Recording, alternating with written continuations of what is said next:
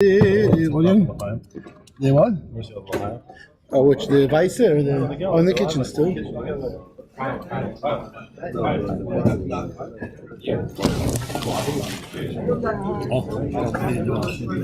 Broadcasting. Zoom broadcasting. Aren't you doing tonight a video though? What before? Planners.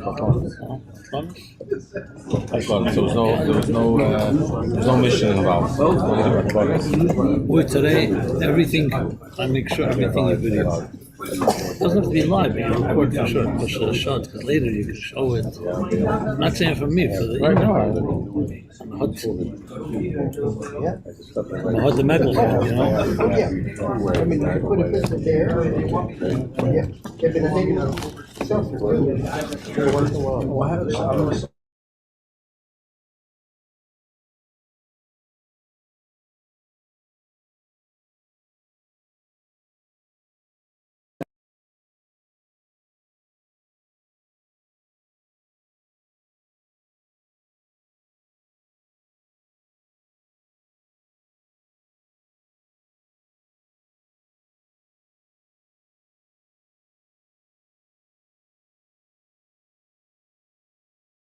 Fine, good.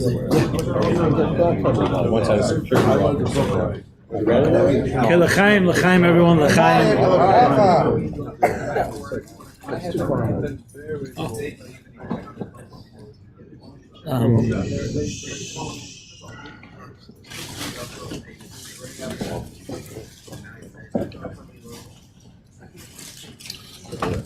The Rebbe Marash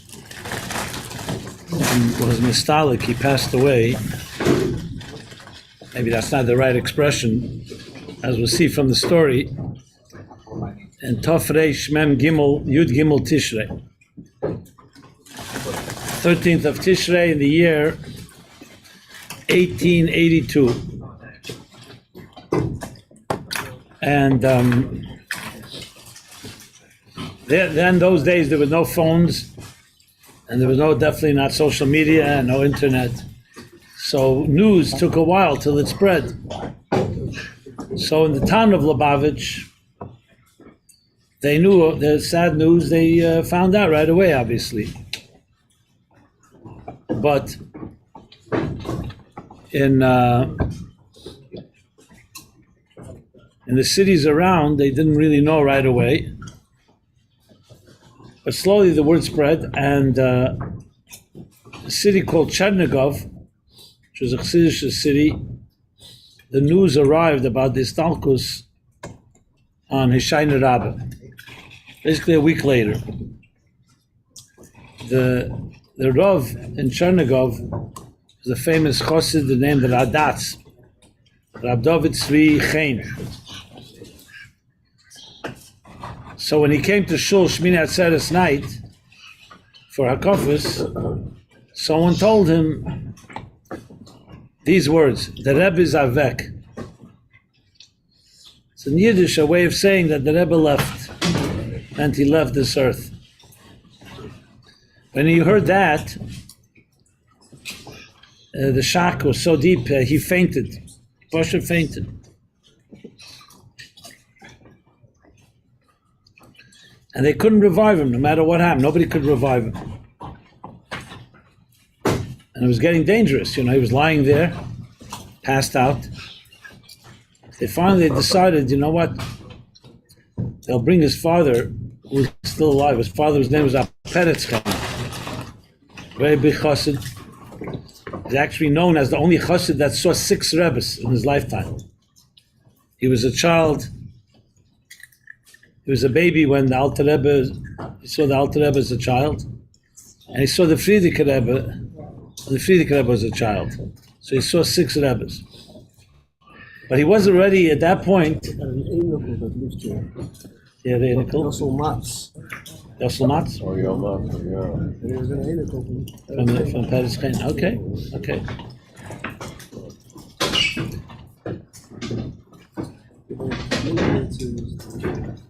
Yeah. So they called Rab Peretz. They couldn't. They had to carry him actually because he was already old and ailing. So they brought him to the shul to try to revive his son.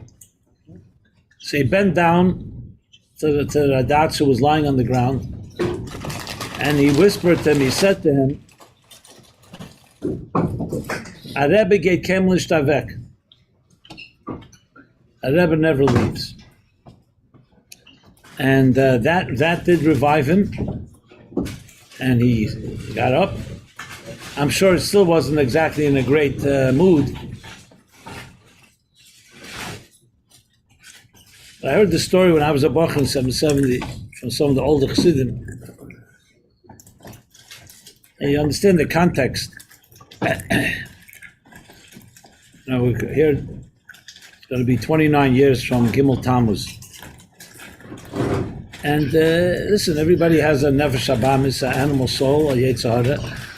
And you have to wonder,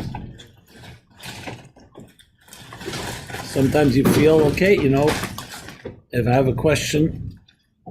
So 31 years ago, before Chav Zayin Adar, you could just write directly to the Rebbe.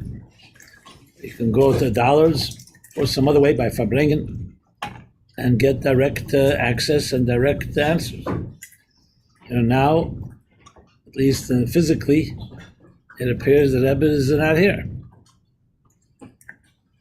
So a story like this helps us somewhat make a little more, not necessarily more pleasant, but definitely understand that certain truths don't die and don't leave. So I want to talk about that a bit because that's obviously the biggest challenge we all have. Nobody's going to suggest that Gimmel Tammuz is an easy day. However you understand it, whether you do understand it, you don't understand. I'm not from those that understand it, frankly, because I don't think it was part of the plan. What I mean by that is we never were told that this is part of the plan. And things like this in general, not always you have to have answers. Not everything needs an explanation. In the early years, 1950, 51, after the Frierdiker Rebbe's Histalkus, so people were writing to the Rebbe, encouraging the Rebbe to take assumed leadership. As you know, the Rebbe resisted. For different reasons, he gave different reasons. There's one interesting letter, someone writes to the Rebbe, what's going to be with us if you don't become Rebbe? What's going to be? That's what he wrote. What's with Zayin? And the Rebbe's response is printed in the Rebbe's letters in Igris. It's not a response you usually hear people repeat because I guess you'll see in a moment why. The Rebbe's answer is, was wird sein? So größere Sache wird sich wischen, was wird sein. There are bigger things I don't know what will be. You ask me what will be. We have a big Rebbe and he's going to take care of things. It's not our job to answer everything. So I'm not here to come and explain Gimmel Tammuz. Everybody can do whatever they wish. People feel they need explanation. Good luck. To me, it's not about explaining. It's about what it means. The Rebbe's question was always, I saw a letter from the Rebbe to a doctor. If you want the letter, I could send it to you. It's an English letter. He writes, a doctor asked the Rebbe about the Holocaust. And he asked the Rebbe, why? Why did God do that? And the Rebbe's response is very blunt. He says, if God wanted us to know why, he would have told us. The fact that he didn't tell us means that we don't need to know why. And we have to ask the question, not why, but what are we going to do about it? That's the whole gist of the letter. It's a 3-page letter. So why? We don't have answers to many whys. But what we can do, that for sure we have to ask. And then the letter, just as an interesting footnote, the Rebbe writes at the end of the letter, you may think that this letter was written to you intellectually from my mind. And we all know the Holocaust is not just intellectual, it's an emotional thing. So I want you to know that I did not write this academically and detached. I too am a Holocaust survivor. That's what the Rebbe says. I lost my brother, my grandmother, my brother-in-law, my sister-in-law, and other close relatives. No, you don't see that every day, a letter like that. The Rebbe said that. So, I'm not going to get into the why, we'll get into what we have to do. And more importantly, the challenge, as I said, it is a challenge. We all would have preferred the Rebbe to be here physically and continue to do exactly as he did before Gimmel Tammuz, and relatively much easier. Look, let's be honest, it didn't take a lot of effort to go to 770 on Simchas Torah and dance, and the Rebbe led the whole thing. All you got to do is dance. It didn't take a lot of Aveda Primis. But today it's much more challenging. So, a few things I want to share in this context that I think it's important to establish. Maybe I'll start on a personal note. People often ask me, so what did I do on Gimmel Tammuz? What happened? How did I feel? So obviously we all felt quite sad, to put it mildly. But that's on a personal note. But the big question is, was there a crisis in faith? Let's put it that way. That's what people want to know. Do you have a crisis in faith? And you hear the Rebbe said Mashiach is coming, Otot, all the expressions, the enthusiasm and the whole mood.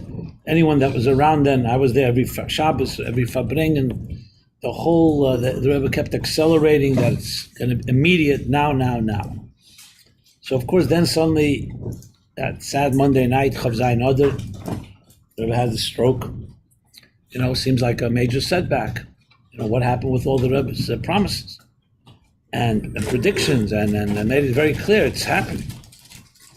And then came, you go from there, 2.5 or 2 years and some months later, you have Gimmel Tammuz. The stroke, we still hoped, like by the heart attack in Tafshin Lamed Ches, that things would turn around. But then it didn't turn around, at least not in our eyes. So how could you not suddenly, even the biggest maimon, biggest person of faith, what happened here? Like, what's going on? And many people, I've heard many things people have said. So, since we're among family here, right, we could talk openly. And so I had my Gimmel Tammuz experience, so to speak, or Gimmel Tammuz moment, if you wish, a number of years earlier. It means my crisis of faith, if you will. And that was in Tafshin Lamed Ches, I mentioned before. So that was the year Shmini Atzeres night. It was 1977. I was a bacher of 20 years old. So I was like in my heyday. I was working the Sichos. I was working the Sefer Al-Kutim of the Tzemach Tzedek. I was like at the top of the, there's no other world than the Rebbe. Nothing else. Einaid Movade. And here the Rebbe had the heart attack that night. I remember it like today. I was standing very close. The Rebbe turned white, like a sheet pale. We all saw there was a problem. And then later we learned that it wasn't just a heart attack, it was a serious heart attack. And everything changed that night. Later we would learn at 5 a.m. when the Rebbe had a killer heart attack, what they called. It's really, at the time we didn't know what's going to happen. It did turn around miraculously, and not only did the Rebbe survive it, came back stronger than ever, literally almost doubling everything. I'm not exaggerating. Farbrengens would go for 3 hours on Shabbos from 1:30 to 4:30. By the time 1980 came around, 2-3 years after the heart attack, Farbrengens were going to 5:36, almost double. You could see it from just the volume of pages. This we saw with our own eyes.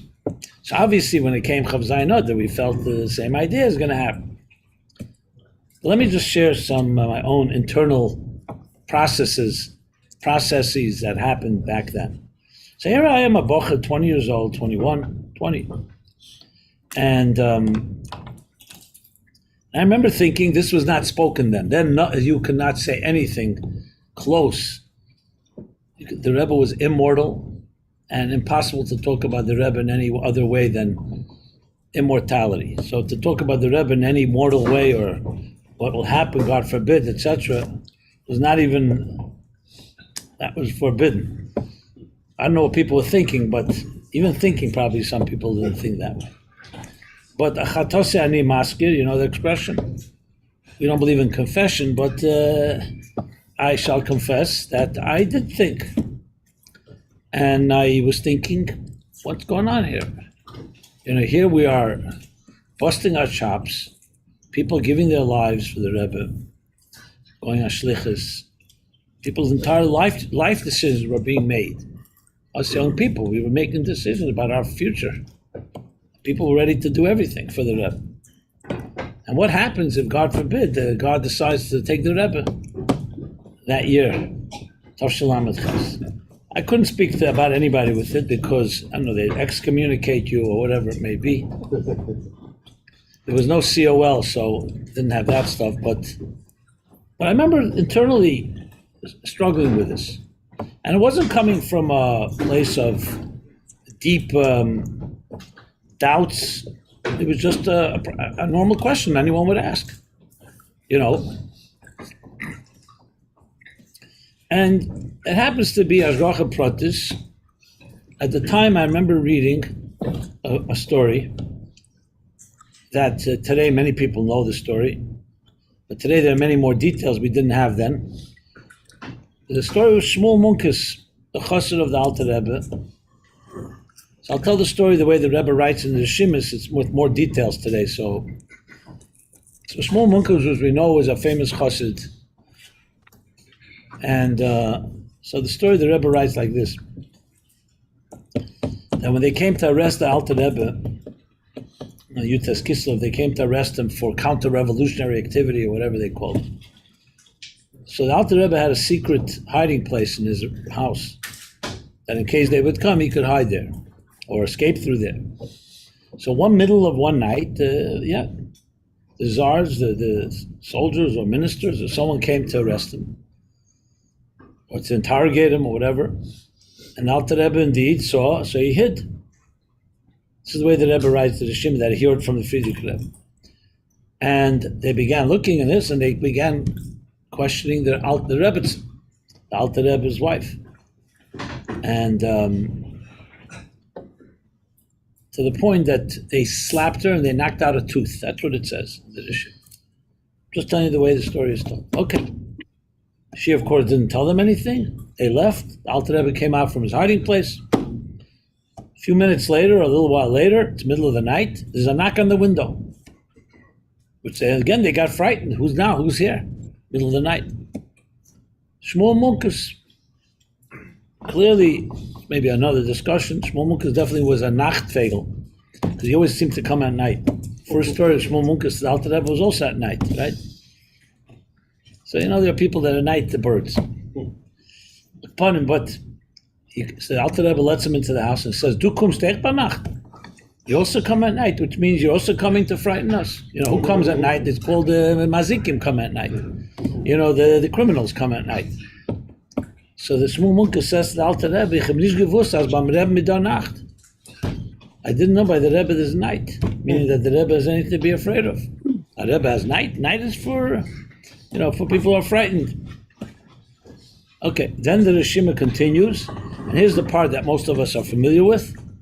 I'll say exactly the way it's written there, with the details to the point they had to take out so sharp that you'll see 3 dots when it's printed, because what Shmuel Munkes said was quite very intense. The Alter Rebbe asks him, should I cooperate and allow myself to be arrested by the Tsar, by the Russians? So Shmuel Munkes said the famous line. He said, "Mamonavshach." Either or. Mr. Rebbe, if you're a Rebbe, so what are you afraid of? You'll be protected. Nothing will happen to you. Or nicht, and here's where it's ... And I'll tell you what the ... says. Nicht kommt der Akelen Kop verzunehmen die Geschmack von Elam Hazer von sehr viel Eden noch Siddim. If not, you deserve a bullet to your head for taking away the pleasure from this world from so many Chassidim, or Eden, I think it says Chassidim. That's what he answers. That's the end of the Shema. You can imagine why they took out that line. But Think about it. I mean, who says such a thing to anybody, let alone to a Rebbe? Who would say such a thing? So that means Shmuel Munkes must have been some level. But he was a ish emes. He was saying the truth. By him, there's no question that the Rebbe is a Rebbe. He was just saying, you're asking such a question whether you should be arrested. What does that mean? Because if you're not a Rebbe, then you deserve a lot worse than being arrested. Basically, you're just a con artist, essentially. I mean, I'm using my own grubber language here. That's what he's saying. You deserve a bullet in your head.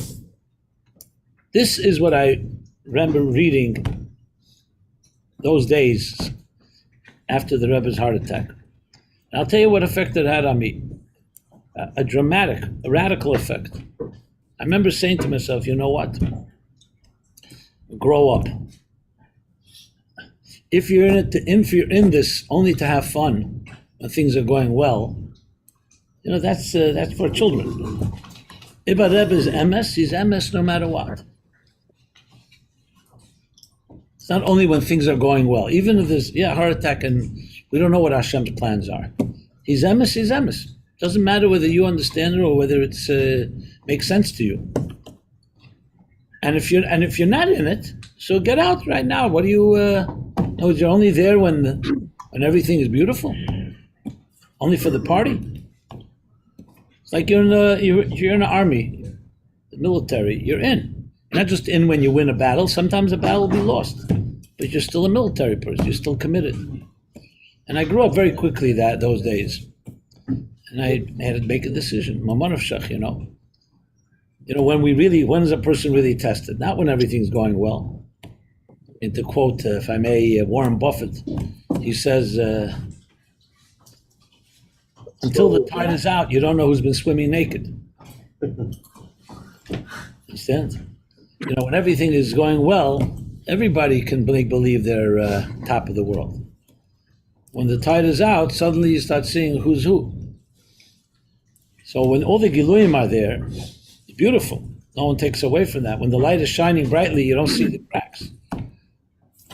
So to me, in many ways, I don't know if I could call it immunized, but definitely that experience when I was 20 had a tremendous impact. That later, when Gimmel Tammuz came, not that I didn't have sadness like everybody was saddened, but I did not have a crisis of faith because I already had that already, and I had resolved it. Emes is emes, whether you like it or not. I mean, we've gone through Eden, the worst of the worst. How do they manage going through a Holocaust and still retaining Amunah? It's hard to imagine. And those that have their challenges, we don't judge them. But how did a person go through that? People lost entire families. Because a certain emes is emes. The Rebbe once said in the Farbrengen that Amunah is such that a question doesn't make weaker and an answer doesn't make stronger. Because it's a connection. It's like if you love somebody, if you truly love them, there's nothing that can break that bond. Look, the Eibishter loved the Eden, then they built a golden calf, Egel. They betrayed God, total infidelity, and still Moshe was able to accomplish Salachtik Idverech. It wasn't easy. It took 80 days. Because certain things are just not breakable if they are indeed true. That's what Shmuel Munkes was basically saying. Rebbe, it's nitzchi. Yeah, it may not look the way we'd like it to look. So I'm not saying that Gimmel Tammuz doesn't have questions, as I said before. That's the why. We may not have an answer for why. But what? Fine, let it be your child. Let it be your crisis of faith and make a decision. Grow up and decide, are you in or you're not in? I would obviously encourage anyone to be in. But if someone said to me, you don't have to Gimmel Tammuz, I don't know if I can continue. Fine, but then just drop the whole thing. Don't be halfway. To make believe like you're a chassid, that you don't really. A Rebbe is a Rebbe. I mean, there's certain language that I hear sometimes people speak these days that make you cringe. Talk about the Rebbe in a way. If the Rebbe is anything, he's a Ish Alakim. He's not a great man because he had blue eyes and he's smart and we like him. It's because God chose him and put him on this earth as a shliach of the Eibishter to accomplish a mission. If you don't believe that, then the Rebbe absolutely is a human being and he's fallible and all that. But if he's a Ish Alakim, and when he said in Bos Legani Tavshin Yud Aleph that this is the day that Mashiach is going to come, is Shemesh. He's not saying his own words. I know people, we all know people, that if all the doctors told you not to do an operation, God forbid, or on a child, and the Rebbe says not to do it, you wouldn't do it. What does that mean? You're putting your life of your own life and other people's life in the Rebbe's hands. That means you believe that the Rebbe is a godly person. Or else, why would you do that? If the Rebbe says something that all the doctors say otherwise. So it's a strong commitment. I'm not denying it's a strong commitment. No, thank you so much. We have to grow up and face that. I remember, it was a few years ago. So there was some bochum talking. They weren't talking very respectfully. People talk about the Rebbe sometimes, as I said, in ways that are not appropriate. I don't even want to repeat the lines and words. Some people suggest, I've heard this, the Rebbe felt already after the Rebbetzin passed away, he was becoming, I'm not just saying it because there are people have that in their minds. The Rebbe was desperate, started speaking desperately. As I said, 1 second. I've got no problem if you want to humanize the Rebbe, but then humanize him all the way. Maybe in Tafshin Yud, if he also spoke desperately. What does that mean? God is speaking through him, you believe. So everything he says is Shechina Metaberes. But where suddenly did the Shechina stop speaking through the Rebbe? That's making cheshbon is that the Rebbe was depressed, the Rebbe was down, stuff like that. Again, I'm saying it only not because I believe it in any way, and I don't even want to repeat things like this, but since people have it on their minds, and I said we're speaking openly, so I'm already turning an age where I have nothing to lose, so I might as well say everything. We still called you. Huh? We still got you to speak with. Right. Yeah. No, look. Let me tell you. I'm getting to make a major point here. So this is really you talk about. This is really the question of the nitzchias and the emes of a Rebbe and what he stands for. It's really nothing less than that. Before Gimmel Tammuz, as I know, that question was not forced upon us. Now it is. I am telling you right now, as I said with Shmuel Munkes, there's no question what the answer should be. But each of you, you're adults, you have to find that answer. So I remember hearing a story. I heard it in the name of Shmuel Levittin, who heard it in the time of the Rebbe, from the Chassidim of the Rebbe Rashab, the Rebbe Marash. The Tzemach Tzedek, as we all know, the Tzemach Tzedek, the Rebbe and the Tzemach Tzedek were both, besides the same name, they're both the Rebbetzins passed away before. 5 years. The Tzemach Tzedek's Rebbetzin passed away, Chaim Mushke passed away in Tafresh Chof Aleph. Tzemach Tzedek was Stalkus, was Chavov. Same thing, Memches, Rebbetzin Chaim Mushke, Chav Beshvat. So when the Tzemach Tzedek's Rebbetzin passed away, so it says that Tzemach Tzedek went into seclusion. There were no more Maimorim, no more Yechidus. It was very secluded. And we have it written up in different places. To the point that Chassidim were really, obviously, really distressed about it. And they came to the Tzemach Tzedek and said to him,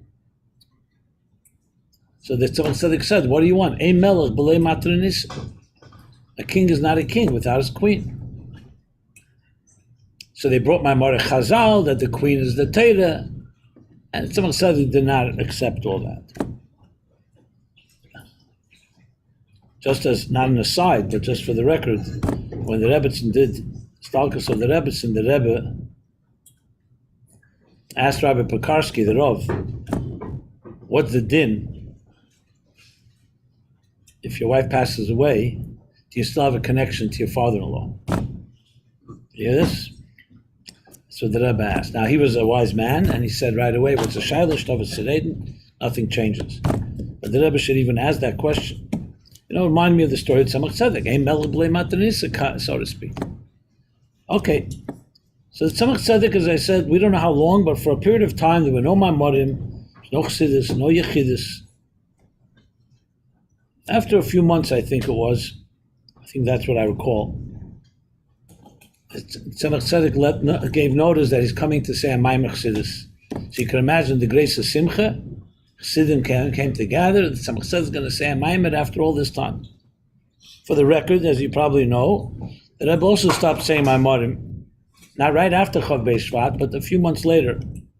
Basically, summer Memches, the Rebbe stopped saying Maimorim, except 2 Maimorim that he said later, a few more Maimorim perhaps. So everybody came to Lubavitch to hear the Rebbe's Maimon. Rabbi Hillel Paritcher was a chassid. He was then already older chassid. His istalkus would be Tafresh Chav Dalet. So it was close to that time. And Hillel Paritcher, also, by him, a Maimon of the Rebbe was like the most precious thing. He came from Paritch. He had to come, they had to carry. He was not well, he was already. And they're all waiting in the Zal, or wherever it was, that some tzaddik could come out to say the Maimon. Anyway, 15 minutes pass, half hour passes, nothing.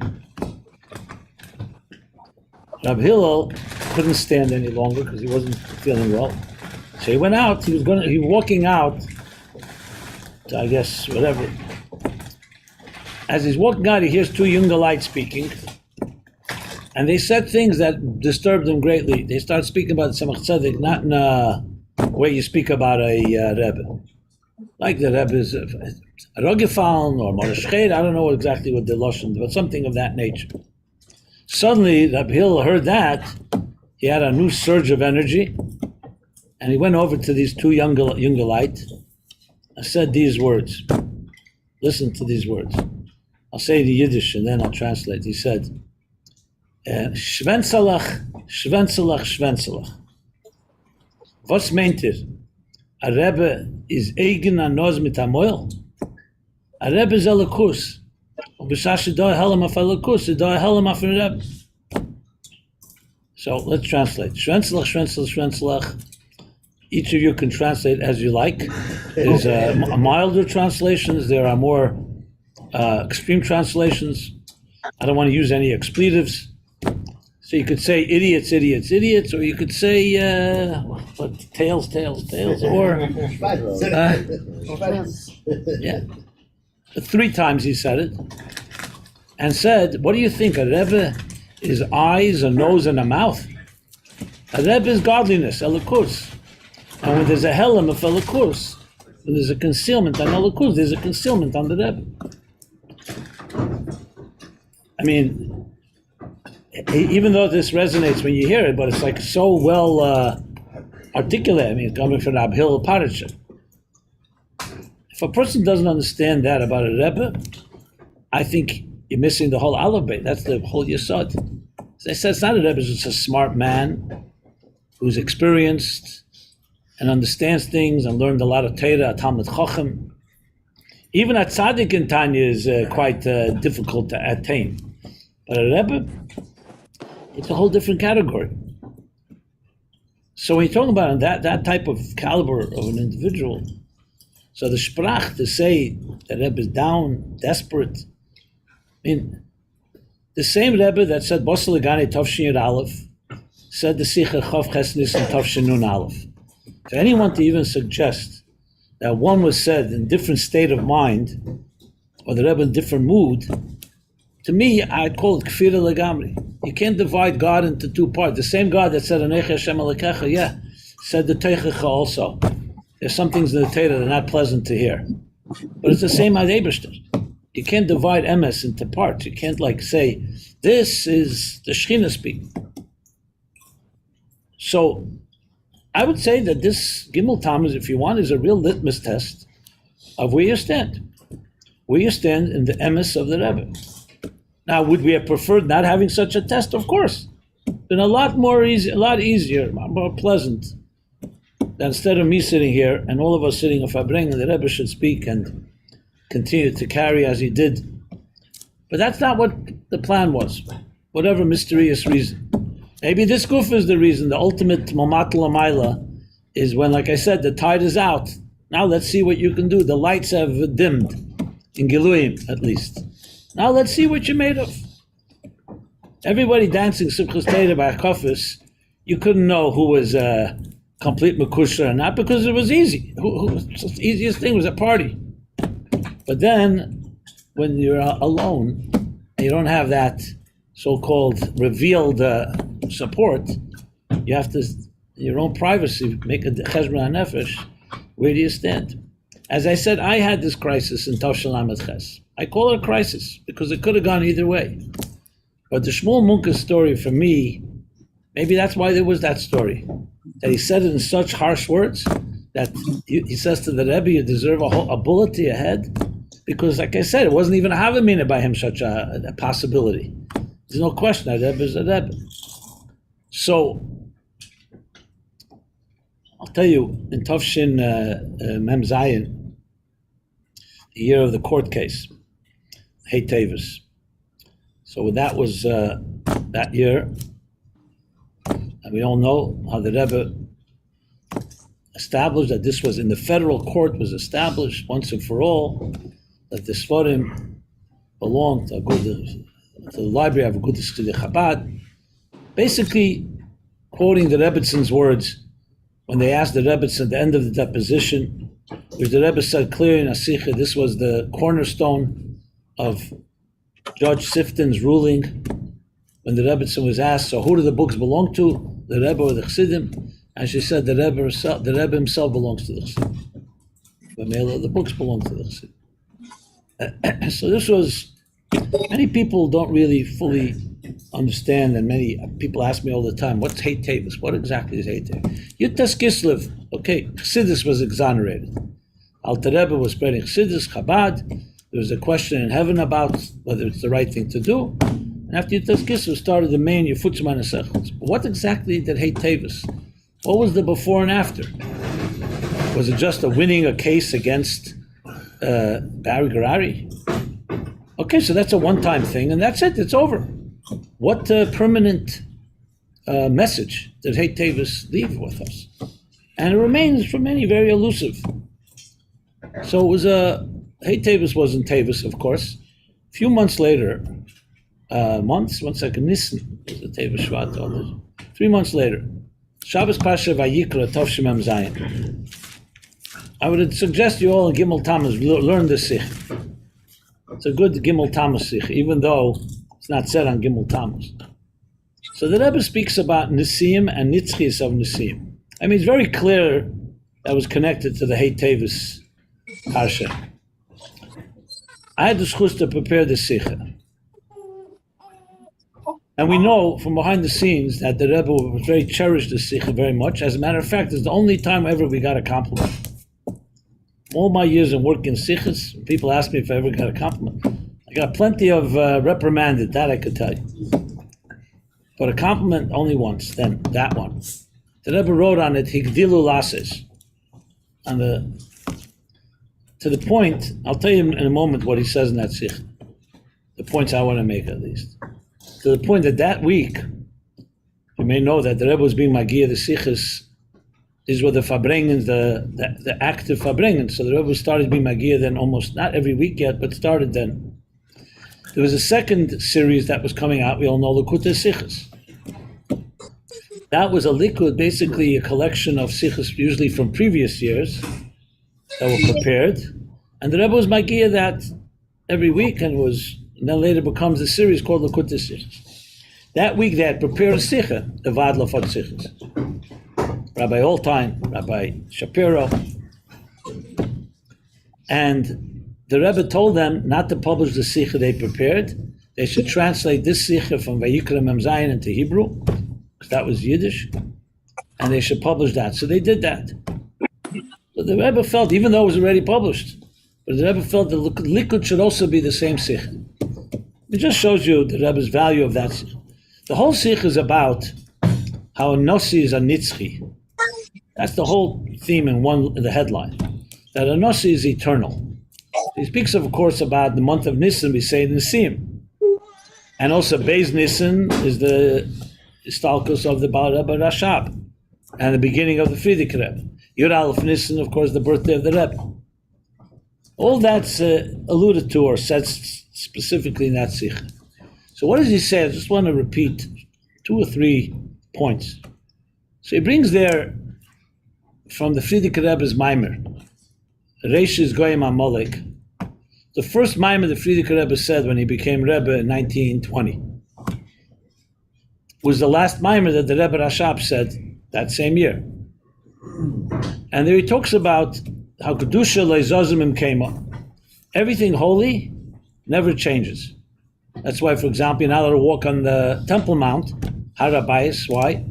There's nothing there now. It's a wilderness. Because Kedusha that was there, Beis Hamikdash does not disappear. It never leaves. And then he goes on to say, this is a Chassidus language of Chassidus, the Eidos and the Kalim, not just the Eidos, but the Kalim of Atzilus are also Nitzchim.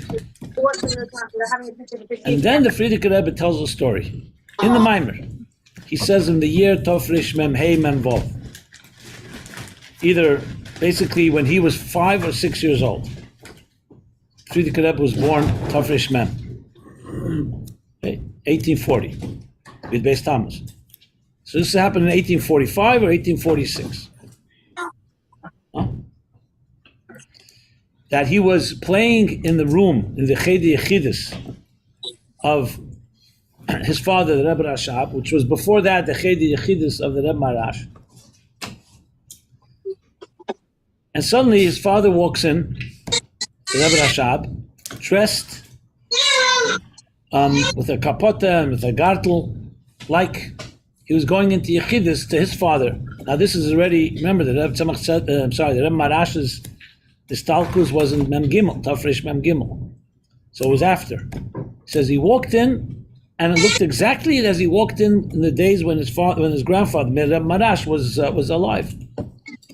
He says, and my father was standing by the table of his father and saying something quietly, just as in the time when he did it, the chayiv of the Rebbe Marash, v'zolgo ein of demoyes, and his eyes were dripping with tears.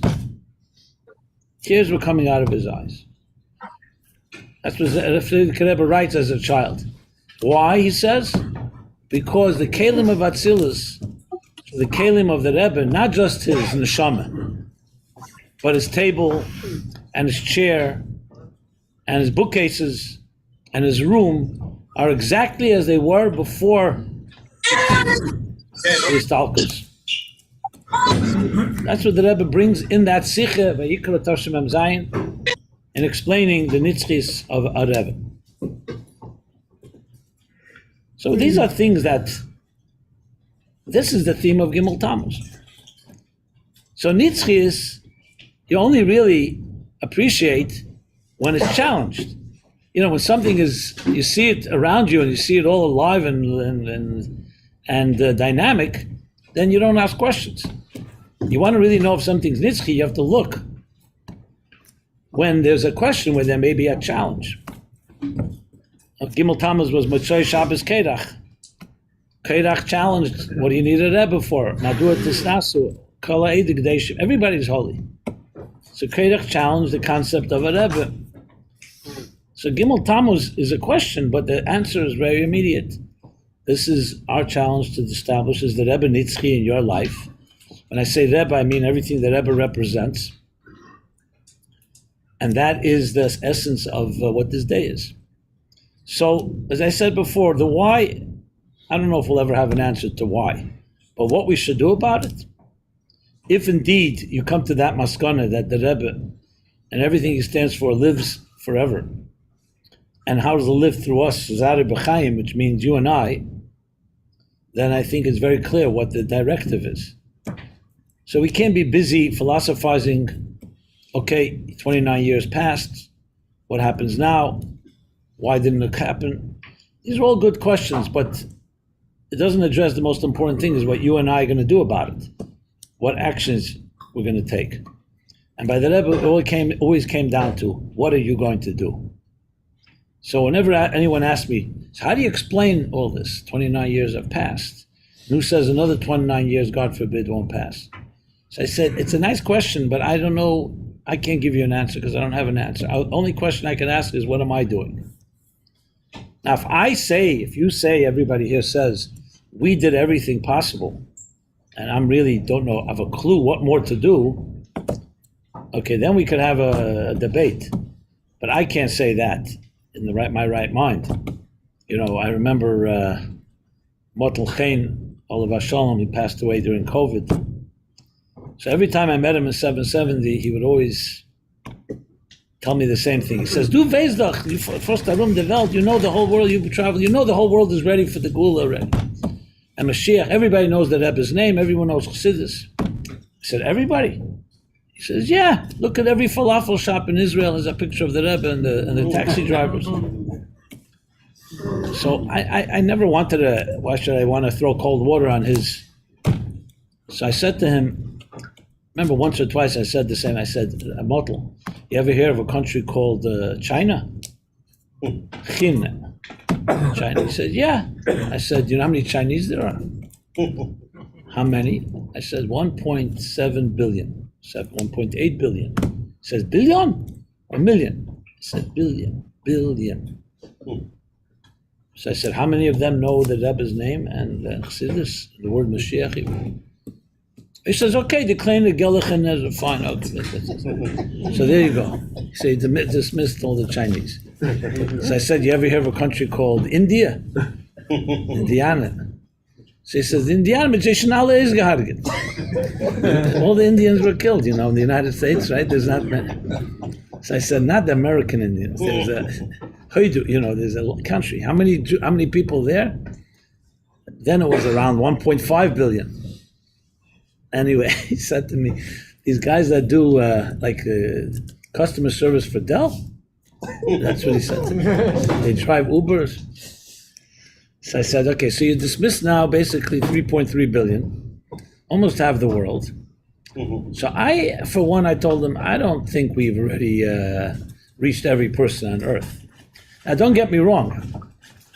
All it may take is reaching one more person and we tip the scale. It's not like we have to, but from the derech hateva, from perspective where I'm at, I can tell you there are many people still to be reached. Let's put it that way. So to say that we finished everything we could do, 2000 I can't say that. Maybe Rabbi Rosenfeld can.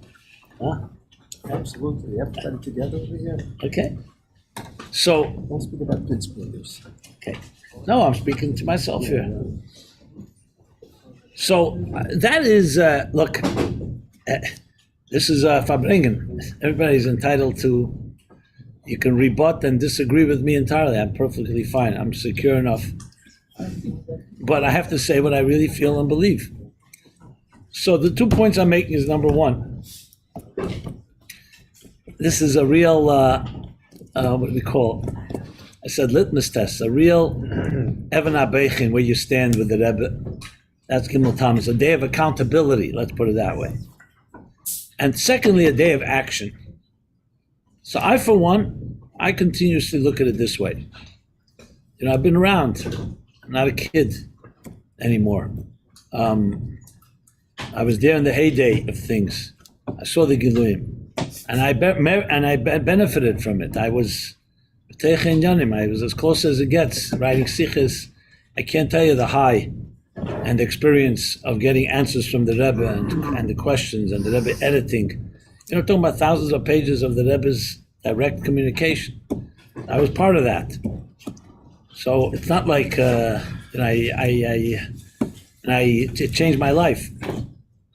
But for me, the end of the story is, okay, so that makes me more responsible, not less. That means if it's so emes, then, yeah, there are a lot of questions. Gimmel Tammuz, I'd rather not happened. But now the responsibility falls on us in the deepest possible way. So for me personally, I was blessed with certain skills and I try to use them, whether it's writing or teaching or... I wrote a book, yes, Torah Meaning for Life. Okay, it reached a few million people, but not billion. And I'm not saying this from an arrogant place. It means I don't think it reached as much as it should have reached. More importantly, why weren't another 150 books like that written by everybody here or other talented people? I'm not the only guy that can write. Why aren't there, Lahavdal of Havdalas, there are books out there, as other schools of spirituality that reach millions and millions of people? Well, we don't have the product. We have Chassidus. So I challenge you. Do you believe in this product? Obviously, you can't sell something you don't believe in. If you believe in the product, Chassidus and Rebbe is one thing. If you want the Rebbe to spread the Rebbe, you're spreading Chassidus. That's what it really means. You're spreading Elikus. And not just Elikus, the idea of Elikus and the experience of godliness. So we are all these messengers. We are the people. Who else if not us? There are millions of people that never met the Rebbe. They don't even know the Rebbe. They can't even appreciate because they don't know who he is. We are, so to speak, the people that should be appreciating. So if we don't do it, who exactly is going to do it? And one final point I'll make is this. In this first Hakofa. Tafshin Chavov, it's a very powerful Sikha, Yud Shvat, where the Rebbe speaks about Mazare B'chaim, Yaakov Avinu Leimes. So the Gemara answers, how could you say that? Didn't the Chisobdu L'Sabdayu, Kovru Kovrayu, Chonta Chantayu? He was eulogized, he was embalmed, he was buried. So the Gemara answers, Mazare B'chaim, Afu B'chaim. Okay, so a lot of discussion on this, many sikhs, but the Rebbe said something then which was really drives the point home. He said these words. He said 16 years ago, remember Tavshin Chavav is 16 years from Tavshin Yud. 16 years ago, the Shver, meaning the Frierdiker Rebbe, he controlled where he wanted to go, what he wanted to say, what he wanted to do. He controlled, nobody else.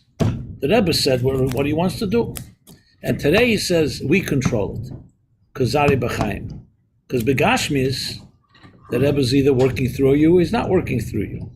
You are now the arms and the legs and the mouthpiece. And the Rebbe said these words. So B'mel, if Zare do what they have to do in the spirit of what the Rebbe wanted, then hu B'chaim. And Rachmana Litzlan, if they don't, then he's not B'chaim. That's the power we have. You drive the point, that's a pretty, so it's exactly the point right now as well. The Rebbe really said this, Gimmel Shvat, 6 weeks before the stroke, the Rebbe said that when a Rebbe has a stroke, those that heard him speak have to be the mouthpiece. That means our mouths, like Moshe Rabbeinu said to Hashem, I'm not a speaker. Lo yish dvarim anechi aral svasayim, kvad peh, kvad loshen. So Hashem says, Misam pel adam. You think I want you to give speeches? I want you to say what I want you to say. I give man a mouth to speak. So in a way, the biggest chus for a chassid is to be the mouthpiece. Whatever you heard, like we say, you heard Aleph, say Aleph. We are to be, and if, I don't want to say the negative, but the positive is that's how hu b'chayim. So you want to know, is the Rebbe alive? Ask yourself. You're going to have that answer. Because if we go to sleep and we don't do it, then kavyachol, yeah. Now, Kamuvin, the Rebbe stays hu b'chaim no matter what. But we're talking about in any active way. In any revealed way, it's really us. And not sure who else we can look at except us. L'chaim, l'chaim.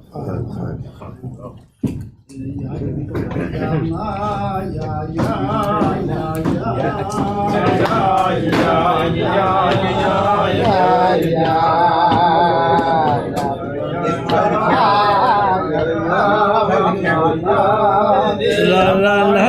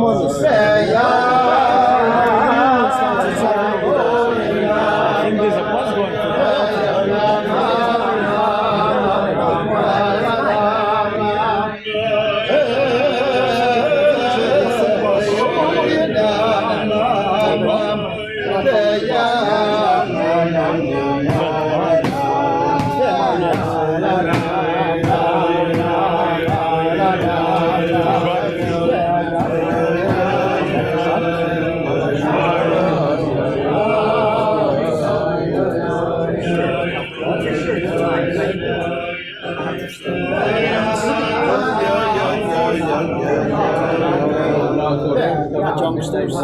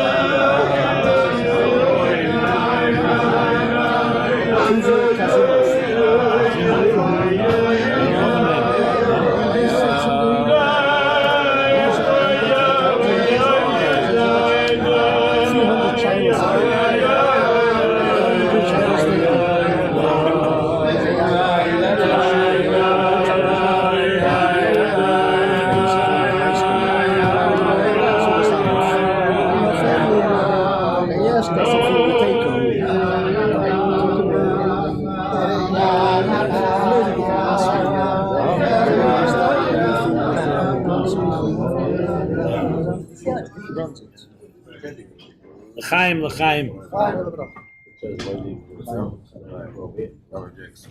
What is the definition of a generation? What is the definition of a generation? If you ask the Talmudic scholars, I'm sure they could split hairs 1,000,000 ways and give you many opinions on this. Mashiach is coming in our generation. Oh, that's what he's asking. I know where you're going. That's why I answered the way I did. I don't have an answer for you. I know I'm here, I'm alive. I know I have to do something with my life. You're here, so you have to do things with your life. I mentioned, I just spoke for an hour, that we don't have many answers. But one thing we do have. What are we going to do? If you want to ask the question, when the Rebbe said Der Ashvi, however you twist and turn it, let's even say you argue that Der Ashvi ended in the year 2000, whatever. Or with Mayor Harlick's passing. You know? Just a few days ago. Yeah. Let's say you say that. Then what? Let's you know, listen. I've been as you probably know, I get a lot of questions and I try to address things, but I want to be practical. I'm not saying this to you personally, I just don't have any more patience for questions that are going nowhere. Because at the end of the day, you're either going to come to a conclusion that I don't know when the generation ends, or the generation ended, and then you're going to say, so what happened? And to me, I was trained by the Rebbe that you don't ask what happened. The question is, what are you doing? So it ended up becoming an exercise that has nothing to do with what we're supposed to be doing with our lives. Tell me if somebody has another way of looking at it. So I want to stay away from mind games and chess games of figuring out, for all I know, I don't know when a generation ends. And even if I did know, I don't see how it changes anything. I do know the Rebbe said in the Maimer Bostelgani Tavshin Aleph that this generation we're going to bring the Geula. I know I'm alive today. I feel I'm part of this generation. The only thing that matters is that I have to do what I can do. And I say the same thing to you. But the Rebbe didn't even say this generation. He said the Dei Hashvi. Okay. What does Dei Hashvi mean? It's a different question. Yeah, and I'm saying if you may have an answer, you may not have an answer. Okay, so then what should we do? He's to be spreading Rebbe's message about Elokus, spreading the idea about Elokus in the world. Specifically, the Rebbe's message is spreading Torah specifically to the rest of the world. That's what I was going to speak about now. Oh, what we should be doing. okay. Now, in the famous Sikha, the Rebbe said Chav Ches Nissen, 32 years ago. He said, "Tut alts was you kent," the Rebbe's language. Do everything you can. The word "everything" is a very big word. The Rebbe could have said what specifically, but he said, "Do everything." To me, that means that there are many things that can be done and should be done. You could even say, like you say, 8 days saying Shabbos. People have different methods. There's some people, like we look at shluchim. I've been around the world many times. I've seen many shluchim. All shluchim of the Rebbe doing great work. And you see, each one has a different focus. Some shluchim have become tremendous educators, built schools. Some people are great administrators, and they do a lot of social services. Some people are great fundraisers. And you go on and on. I remember going to, I'll give you two cities, Houston and Dallas, two sprawling Texan cities. Houston, Shmuel Munkes. Dallas, when I went, of Mendel Dabrowski, two Chassidish. And if you go there, it's both Chabad and both Chassidus, everything is the Rebbe, but it's a very different form. Shmuel Munkes built, in his image, a shtetl, a Lazarov shtetl. So you have people running around with kapotas, in mikveh, learning Rambam, and beautiful stuff. Mendel Dabrowski is a younger type of shliach. He built a bunch of young people who are saying l'chaim and smoking cigars and learning chassidus, and that one is not right or wrong, because the Rebbe made it like this: as long as you stay within the framework of Torah and chassidus, there are many ways to do things. Here, Rabbi Rosenfeld, you're here for many years. There's one pula. There's many pulas for different audiences. So when the Rebbe said tut alts, I see it as really creating a situation that everybody can now is included. Had he said one thing, then it would have been only for those people that do that thing. That means each of us have to look, what are my talents? What are my skills? How could I use that to spread? I'll spread what? So let's go back 9 generations. You don't have to go 1 generation, 9 generations. So thank God the Baal Shem Tov happened to ask Mashiach when he's going to come. He could have not asked, but he did ask. And Mashiach told him in no uncertain terms. He said, you want to know when I'm going to come? 3 words that became the theme, the mission statement, 3 words. That the Magid and the Alter Rebbe and the Mittler Rebbe, the Tzemach Tzedek, Rebbe Marash, Rebbe Rashab, Frierdiker Rebbe and the Rebbe never wavered from. This has been the driving force. So, you want to put it in real accountability terms? You have to ask yourself, I have to ask myself, we all have to ask ourselves, what am I doing for your futsum and chutz? You want the aces of the Rebbe? When the Rebbe was said, what should we do to bring Mashiach? The Rebbe said, Derech Yeshara, don't do any new, not looking for new innovations. Learn in Yonigul and Mashiach and live with it. When CNN asked the Rebbe, what's his message? Increase in acts of goodness and kindness. So then, of course, the question people say, oh, so it's back to the old story. That's what we've been doing already 9 generations. What's the Rebbe's Chiddush? So first of all, like I said in my talk this evening, a Chiddush, original and good, doesn't have to be like it was never said before. There's an expression, Kol Masha Talmud Vasik Asel L'Chadish, Nit L'Moshe Sinai. Everything that a great student is Mechadish, innovates, was already given to Moshe at Sinai. So what's the Chiddush then? Why do you call it Chiddush?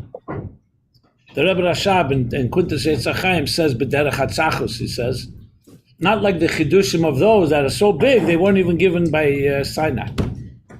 Those are the Emes Chidushim. Huh? Those are the Emes Chidushim that were not given, because the things that are Chidushim, real Chidushim, is taking ideas that were there, the Chiddush is bringing it to Chinese and to Japanese and Indians that didn't hear it before. Or for that matter, to Chassidim and Lubavitches that, someone once went over to the Rebbe Tishrei and said, he's saying L'chaim for all those Chassidim that couldn't make it here, right, to be by the Rebbe. So the Rebbe said, you should say L'chaim for those that are here and are not here. All right.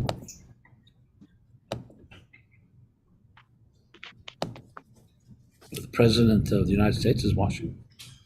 No, why not? Potentially. He wants to know what to do. What do you think?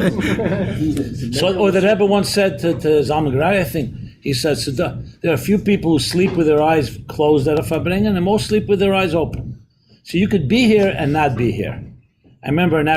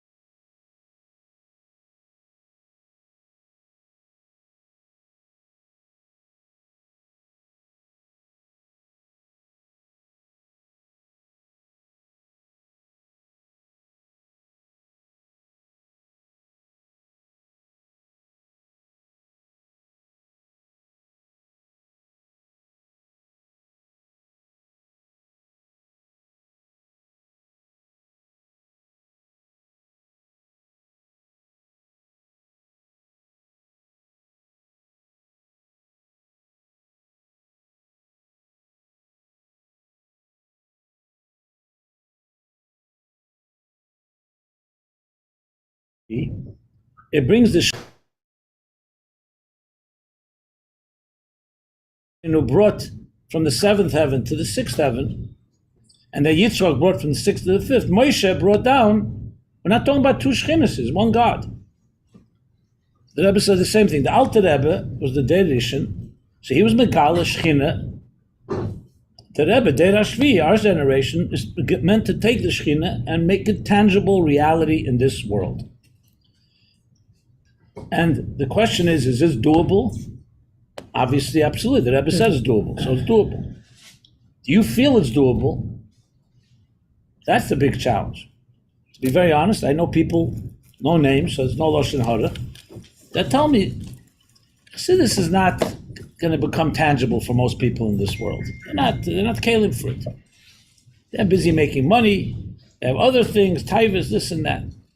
So I said, so basically what the Baal Shem Tov told Mashiach, what Mashiach told the Baal Shem Tov, and what the Rebbe said, you're saying is not realistic. It's just for a few minyanim, a few 10 people, 20 people.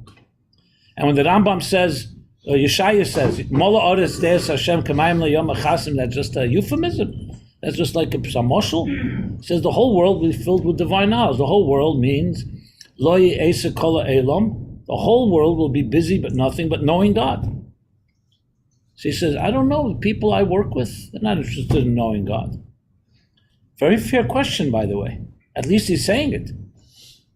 So now, you have a question like that? So let's answer it. That's like a very good question. How do you make God tangible? How do you make it palpable to every person? And it says everybody, it doesn't say any exceptions. How do you make it palpable to people who are not even interested? Even among, let's put it among Chassidim. Some people like to learn Chassidus and some don't. I meet Bochum or others all the time, they tell me, I like Nigla. I can't relate to Chassidus, it's too abstract. You know, so I said, so what do you say? Yeah, Lamites Malachis, Esesphiris, it's all like, he knows the numbers. It's a numbers game. So I'll share a few thoughts on this, but I think, remember again, Yediyas HaMachal, knowing the problem is half the cure. The question of a wise person is half an answer. If you don't ask this question, you're never going to get an answer.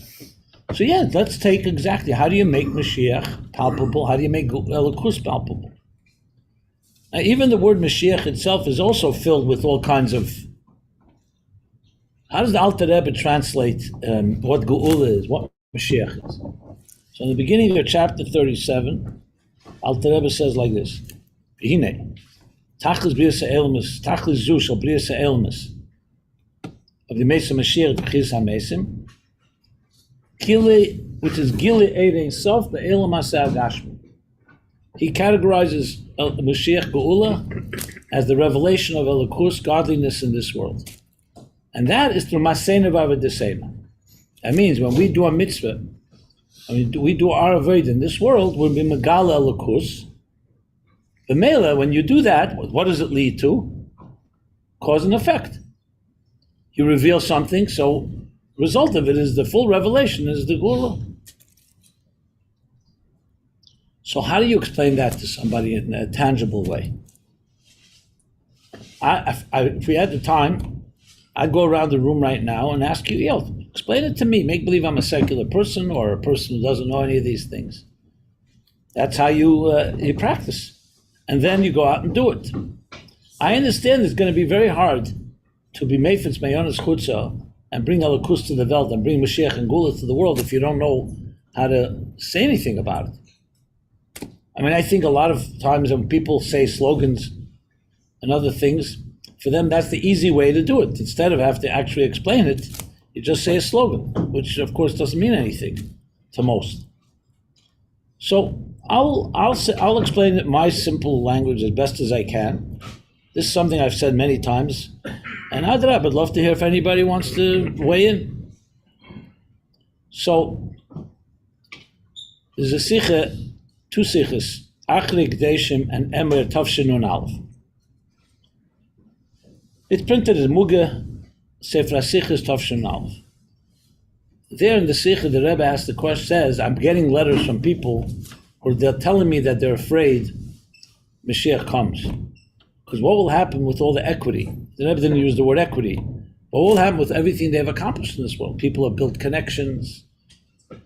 They built bank accounts. They've gathered things. They own property. What will happen? Mashiach will come. Everything, it's one of the most precious things. People tell you, it took me 20, 30 years to build the connections I have. What will happen with all of this? And the Rebbe said, in some, Kitzur, nothing to be afraid. Geula is everything there's in Geula plus an Aleph. So nothing is going to be diminished. It's only going to add. Everything you built and everything you have, another dimension will be added. The Aleph of Alufe Shalelo, the Lakus within your equity, within your furniture, within your connections, within your money, within everything. The famous Geula Geula theme. So I can tell you, I've used the Sikha hundreds of times, and I think successfully, to explain people who never heard the word Mashiach Geula, because the Rebbe said Mamash those words. He said, that's a chid, that's bringing the Shekhinah to Tachtenim. Let's talk now. So I'm going to give two examples. A letter from the Rebbe that he wrote to a person who owned a laundromat, of all things, and an event that happened in a conference. And I think these are very good examples for what does that mean, and how each of us can accomplish this. And then I would challenge every one of us. Now, if you can do that, go ahead and explain it to people. So there's a letter in Tavshin Yud Gimmel, I think. Early years, a letter in Hebrew, in the Igros Kodesh, the Rebbe writes to a person who owned, I think, a dry cleaners. That's what it sounds like. And the Rebbe said, everything that we see in here has to be a lesson of Avodas Hashem. That's what the Baal Shem Tov teaches. What's the lesson of Avodas Hashem from a laundry, from dry cleaners? Like, and the Rebbe goes on and says, what's the chiddush? What's the innovation of a cleaners? You buy a garment, you wear it once, twice, 3 times, 4 times. At some point it gets soiled and wrinkled and dirty. So if you're a mensch, at some point you can't wear it again. I said if you're a mensch, just keep that in mind. That's tatech in a mensch. So you think, okay, you have to throw it out. No. Someone innovated the idea of cleaners. You bring it to the cleaner. They take the garment. They immerse it in water, but not just water, warm water. They mix it with chemicals. The chemicals remove stains, wrinkles, smudges, whatever. Then you take it out. You put it under a heavy press. And voila, there you go. The garment is fresh like new. And you can repeat this process many times for the lifetime of this garment. What's the lesson? Neshama shenasata bi tahiri. Every neshama is pure. But then life, the different experiences in life, they soil, they wrinkle, they stain a person. So you think it's a one-way street, so no. So the Torah tells us, cleaners teach us. You immerse the neshama in water. Ein mayim ela Torah. And not just water, cold water, warm water. Chmimus, varmkeit. Passion. Then you mix it with chemicals. Every mitzvah is another chemical. And the chemicals remove the stains. And then you put it under Kabbalah sale. Basically, the accountability to something greater, like a Kabbalah sale, oil, like the press. And you have a fresh neshama tahirihi. And you can do this through your lifetime many times. That's the Rebbe's lesson. So that alone is gewaldic, right? I remember, after I read the letter, I happened to be walking up Kingston Avenue. I was by Empire. And there's a cleaners there between Empire and Montgomery. Then I moved a little further up, and I see cleaners on Kingston and Crown. And there's one near Union. Then there's Albany and Troy. I never looked at a cleaners the same way again. Because till now, you look at a cleaner. Who looks even at a cleaners? When you have to take, when your wife forces you to have to take the cleaning, you take it to the place, and that's it. The force is just a little added little inside joke for my son here. Who even notices the cleaners? But now the Rebbe, through the eyes of a Rebbe, the eyes of Geula, the eyes of the Aleph, you suddenly see a cleaners is not just here to clean clothing. It's a lesson. Mipsari echzelaka. Mipsari. You see from our life, you can look and learn about a lakus. The cleaners teaches you a whole thing about a neshama. And take it a step further. You look at the pizza shop and the bakery and sweet, what is it called? Delight, Sweet Expression, whatever. And the grocery stores. And I don't just mean on Kingston Avenue, also here. What is this main street here? Murray. Basically, you can look at the same Gashmias, but when you look with the Aleph, you see it that the Eibishter gave these things as a dugma to understand godliness, to understand neshama, to make a lesson in life. Hira b'chaim. What's the Rebbe's most repeated expression in all Farbrengens? So many people say Amaisa Ikar. That's a big one, but even more Teirem Lashon Hira. Everything is Hira. So there you have.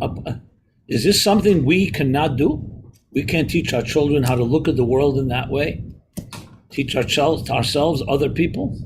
This is called bringing Geula to people. This is called bringing Gilead and Sof, Be'elam Hazeh Gashmi.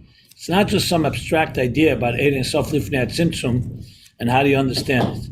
It's about seeing godliness in a dry cleaners, seeing godliness in a slice of pizza, especially if it's delicious. Scafi is another story. We got to talk about that too. The Frierdiker Rebbe once told, actually it was Zalman Gerari's father, Noskin Gerari, who served as a maskir, Frierdiker Rebbe, whenever they needed someone tough, so to speak, tough, kavyachol, where the doctors told the Rebbe he has to eat, whatever, so he would become the maskir. He was like so he once brought into the Frierdiker Rebbe, he brought in a cup of tea and a biscuit and a kichel. And he put it down. The doctors were very makbid that the Rebbe should drink and eat regular times. Comes back an hour later and nothing is sitting there. It wasn't touched. So of course you don't talk to Rebbe in Gashmitic terms. He says to the Rebbe, and Frierdiker Rebbe says, which means you have to watch your health. So Frierdiker Rebbe says, what about iskafia? Which means like. So he answered. He said, "Iskafia is for the soldaten, not for the melech. So iskafia is for the soldiers. For us, not for you. That Rebbe needs iskafia." So the Frierdiker Rebbe answered, "Zij darfen und der will." They need iskafia, and this one wants. The Rebbe wants. Anyway, just speaking about iskafia. Point I'm making is, it requires a deliberate effort to think in this way. Go to that sikh in Achli Kadeshim Emer, and you see Mamish the Rebbe saying it. So you have to take it and translate. Okay, that's what it means. I've told the story with the cleaners to kids, 7-year-olds, and they understood it. I said, now take a toy or take something you're active with and show me what you can learn from it in life. You'd be surprised. Children have good imaginations. They have a good idea, but you have to speak in their language. You have to be Megala the Aleph. The second story, the second is a story that happened that I learned from this.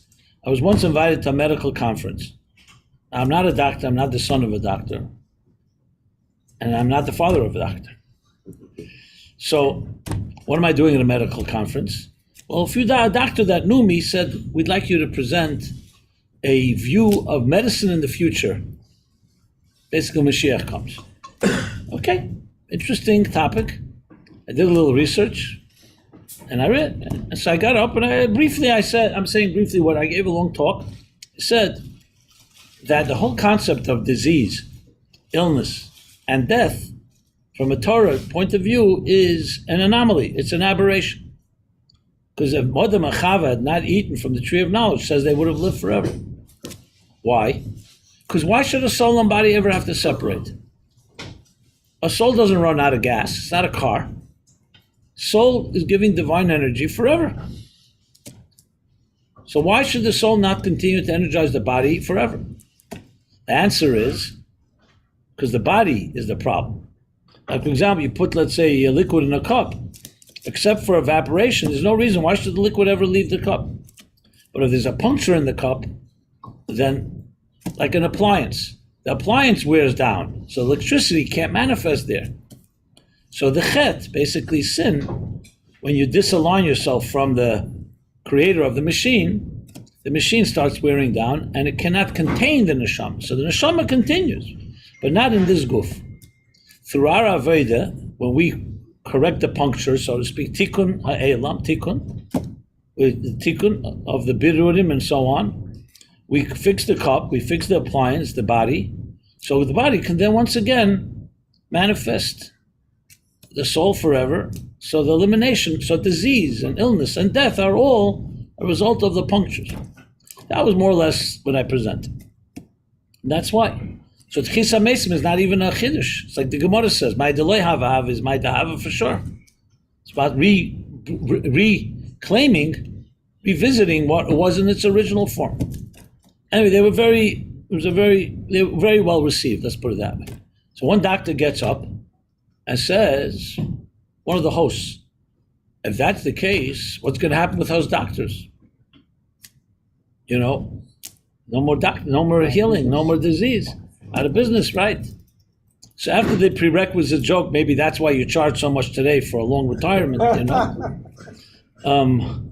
I said, on the contrary, and I took this from the Sikha, I said, on the contrary, you're going to do the greatest job of all. Today, you have to fight and deal with disease, pain, suffering, family, everything that comes with that. Then, because you have intimate knowledge of human anatomy and biology and chemistry and so on, you're going to teach us how the human being was created in the divine image, from a flesh we behold God. So you'll teach us the secrets of God, of the human body, of the human being, that only you know. Like astronomers will teach it through the cosmos. Everybody will show us the divine, and like cleaners will teach it through cleaners. Will insurance cover That that? will insurance cover that. So we do the greatest job of all. I have to tell you what happened. These were secular doctors, most of them. There were maybe 5 frum guys. They stood up, mamish, with a standing ovation on that. It so resonated with them. Why? Because I put it in asis that relate to their business. The Aleph of Aluf Shalem, of Ardus Hashem, Echad, B'teich the Gela, B'teich the medicine. So I don't see any reason, anyone here, whether you're a doctor or a lawyer or a computer programmer or a creative director or whatever it is, in the work you're doing, why shouldn't we be able to find the Elakusha B'zeh? I mean, it's fascinating when you start studying physics. You look at technology, science. I mean, even the programming. I was thinking about it. I'm not a programmer, but I look at, machine language, zeros and ones. Zeros and ones is igulim and yesher. An eagle is a 0 and a 1 is a line. So you see the language of God in everything. You just have to apply yourself. So if we can make this, infuse every industry in the world with this type of elikus, that means lo ye'esa kol ha'elim el dasas Hashem b'lvad. That's, I said, this this is one of alts. I have no doubt this is doable. I'm not saying everybody has to do it this way. There are many, many ways to do it because, as I said also, acts of goodness and kindness, chesed, tzedakah, being a mensch, these are all gula-dika things also. Let's not forget that. Someone said to me, so what are you talking? It's a Sheva Mitzvah Zeinech. I said, well, if every Jew did Sheva Mitzvah Zeinech, we'd have Mashiach here already, you know that. We dismiss Sheva Mitzvah, 7 little mitzvah. They just happen to be, they say this of they're basically the Seres HaDibros without Kibbutz and Shabbos. Just in different asias. So let's not just dismiss it. These are also Gili Alakus. And that's some of my thoughts on this. L'chaim, l'chaim.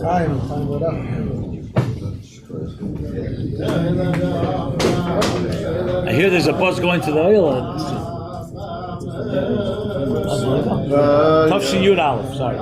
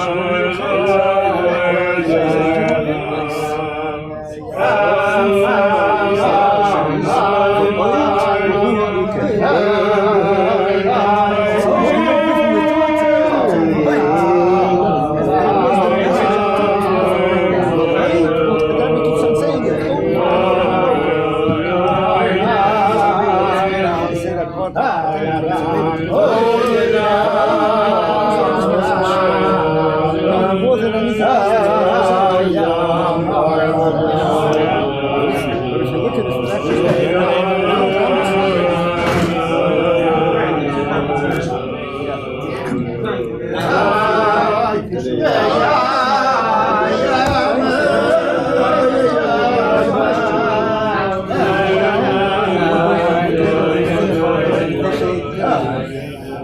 have a whole talk I gave him.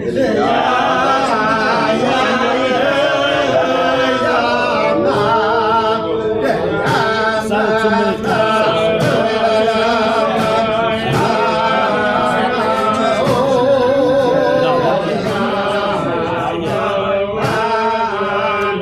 No, give me your number and I'll send it.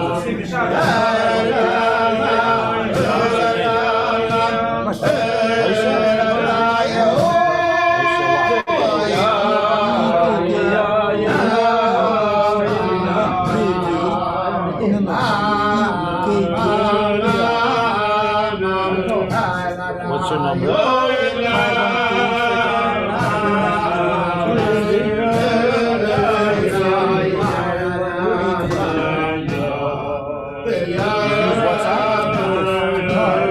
send it to you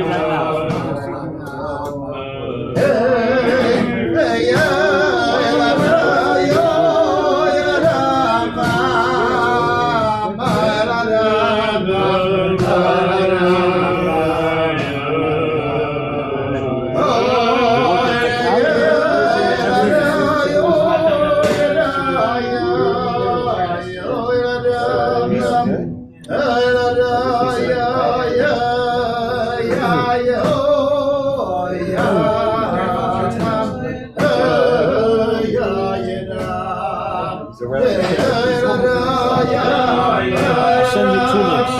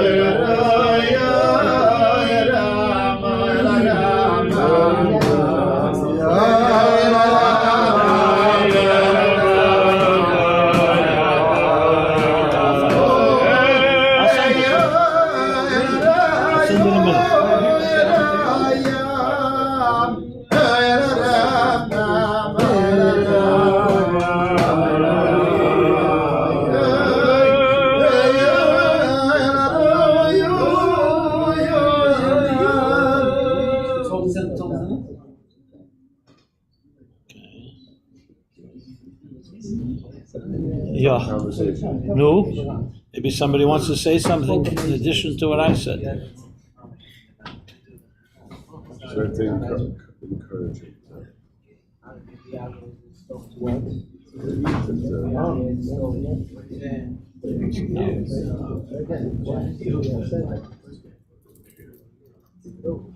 Okay. Roosevelt, maybe you can share a few words also.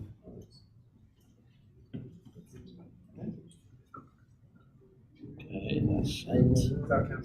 One more thing I want to send.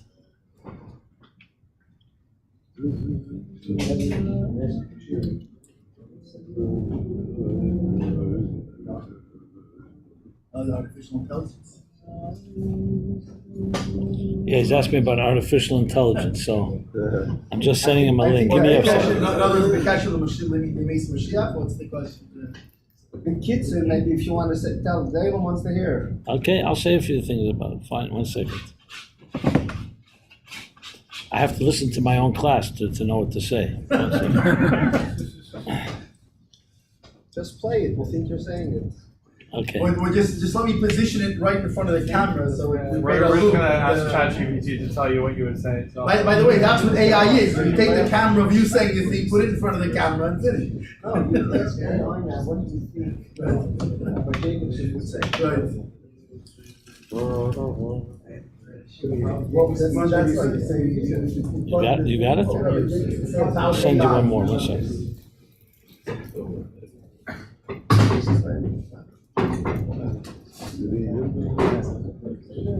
Is there a recording of what you said? I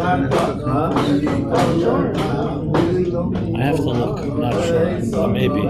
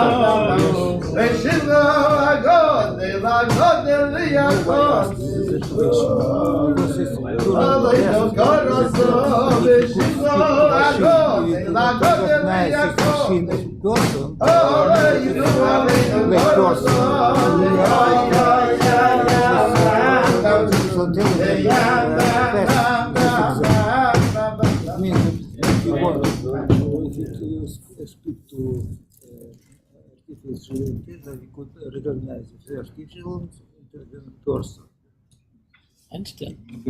L'chaim, l'chaim.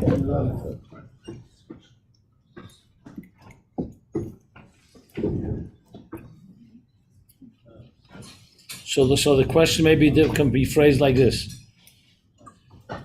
if AI, if artificial intelligence gets developed enough, can it become a virtual Rebbe? What do you think? Most of us would not like the idea, right? So Inverse. I'm not going to talk about it at length. I'll just say briefly the following. The truth is artificial intelligence is quite amazing. You can see ChatGPT or the other, what is Google's version called? BART. Right. Quite, everyone's so fascinated by the results. But I think the real challenge that it allows us to think about is what is intelligence? Like someone said, can the robots ultimately outsmart us? And the answer is, if we're going to be robots, yes, these robots will be better robots than us. But if it allows us to discover another dimension of humanity that robots will never have, for example, the fact, what about emotional intelligence? I know very smart people out there that are emotionally imbeciles, idiots. What about the spiritual part of a person's life? So even though all human experiences... Emotionally, opposed intellectually. Are you trying to prove my point?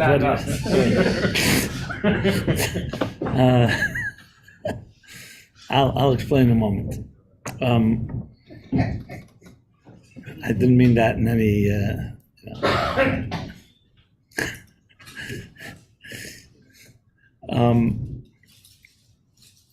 So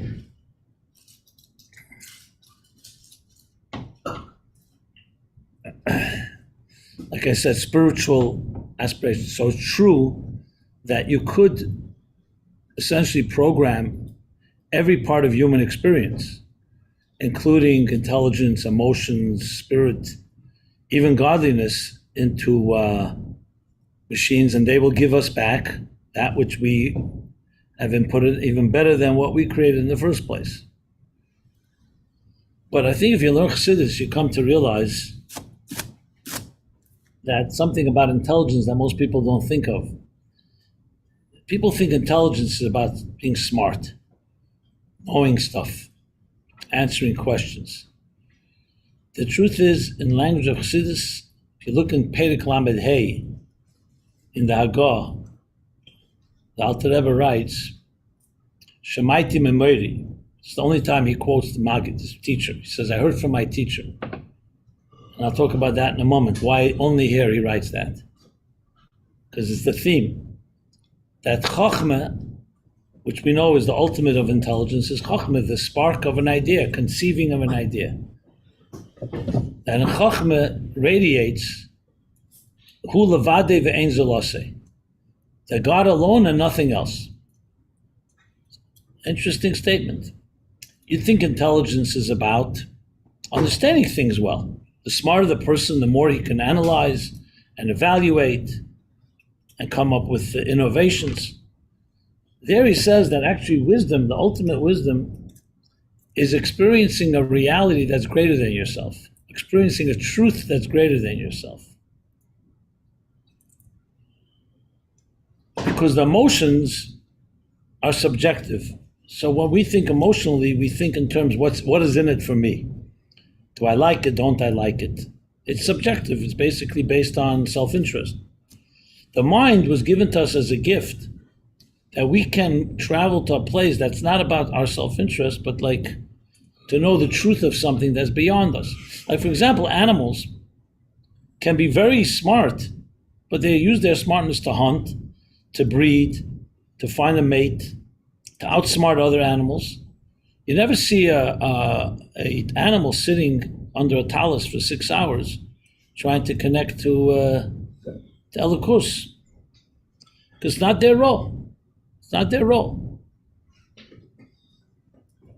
So just because we've outsmarted animals doesn't mean that we're using intelligence from Chassidus' point of view is a bridge between the conscious into the superconscious, into a realities that are higher than ourselves. I remember hearing from our Mashpir, Melech in Morristown, he said, what's the difference between Chochmah and Bina? He says, Bina is, I understand. Chochmah is the idea is understood. Or another way he put it was, that Bina, the mensch neemt the inyan, and the Chochmah, the inyan neemt the mensch. See the difference?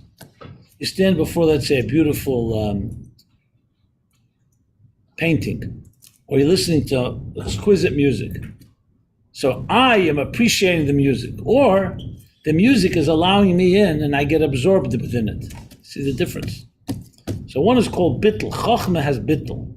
So it's not about me understanding, it's about me experiencing something beyond myself. Unfortunately, an arrogant person is going to use intelligence, so exact opposite of what intelligence should be. Intelligence should be taking him from arrogance to humility. It's like someone climbing a mountain and seeing the horizon and says, oh wow, I'm in awe of something beyond me. But arrogance in turn takes the intelligence and says, I'm smarter and therefore I'm going to win another award, make my ego bigger. Basically the intelligence is becoming another part of our emotional subjectivity, when in truth it's supposed to be the opposite. So frankly, I would say the following: if artificial intelligence, if we are going to behave with intelligence as more of ourselves, robots will outsmart us, they will be better. But if we're able to reach new levels of transcendence, the sky's the limit. Whatever you ever will program a machine will never be able to do that. And that is the challenge. So I think from my point of view, the AI is actually challenging us what does it mean to be human. If human is a brain, a machine, the machines will be better brains. Look, there was a time, if you remember, when chess first started, a few computer chess, they said no way that a computer will ever beat a human.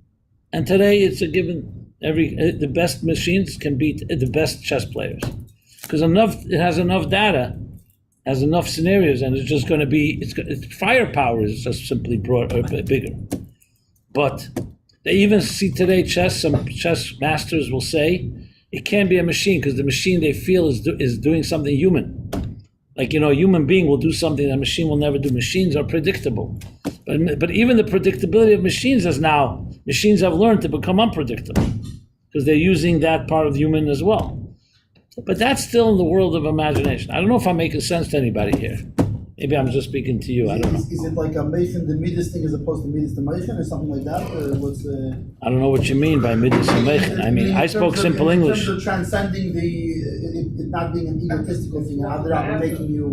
Or like I said, the Tanya Perik Lamed. Chachma is koyach ma. Koyach ma.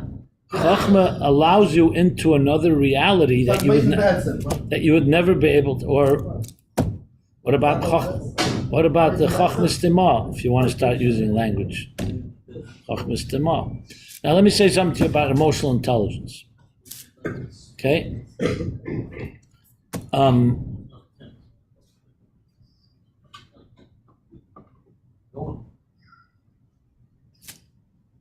Let's talk about marriage. Okay, that's a good place. If you have a disagreement with your wife, and you have proof that she's wrong and you're right, is that the way to go in a marriage?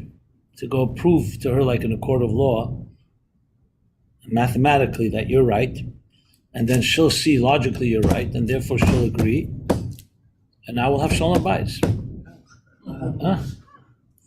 Why? So most men, especially smart men, think because women are stupid. It's not seichel that's going to work. You have to bring them flowers, be nice to them, patronize them. That's what many men think. Men that think that have no emotional intelligence. Because they think they're smarter, but you know what? I'm not going to show that I'm smarter. Emotional intelligence means life is not built on machines. It's not about proofs, because computers can crunch numbers better than you can. If your wife wanted to marry you for a machine, she should marry a computer. Why should she marry you? A human being is not a brain alone. A human being is a whole experience. And unfortunately, a lot of people just don't have that emotional intelligence. Your child is coming and crying to you. So you can explain to the child, there's nothing to cry about. There's no monster in the closet. And not only that, you're going to prove it. You'll start bringing videos and so on and so forth. But this is an emotional experience, and it's about sensitivity, called empathy. On a tragic level, I'll give an example. One Rebbe, I don't think it was a Chabad Rebbe, told a guy that came to him who suffered a great loss, he said, I don't have answers for you, but I can cry with you. That's emotional intelligence. They talk about Mashiach and Geula. So the intellectual will go in to ask the questions like, we question, are we still the seventh generation? And questions like that. An emotionally intelligent person will focus much more on, okay, what are we going to do about it? What's the experience? I mean, these are some examples. Now, can a machine be programmed like that? I'm sure that it can.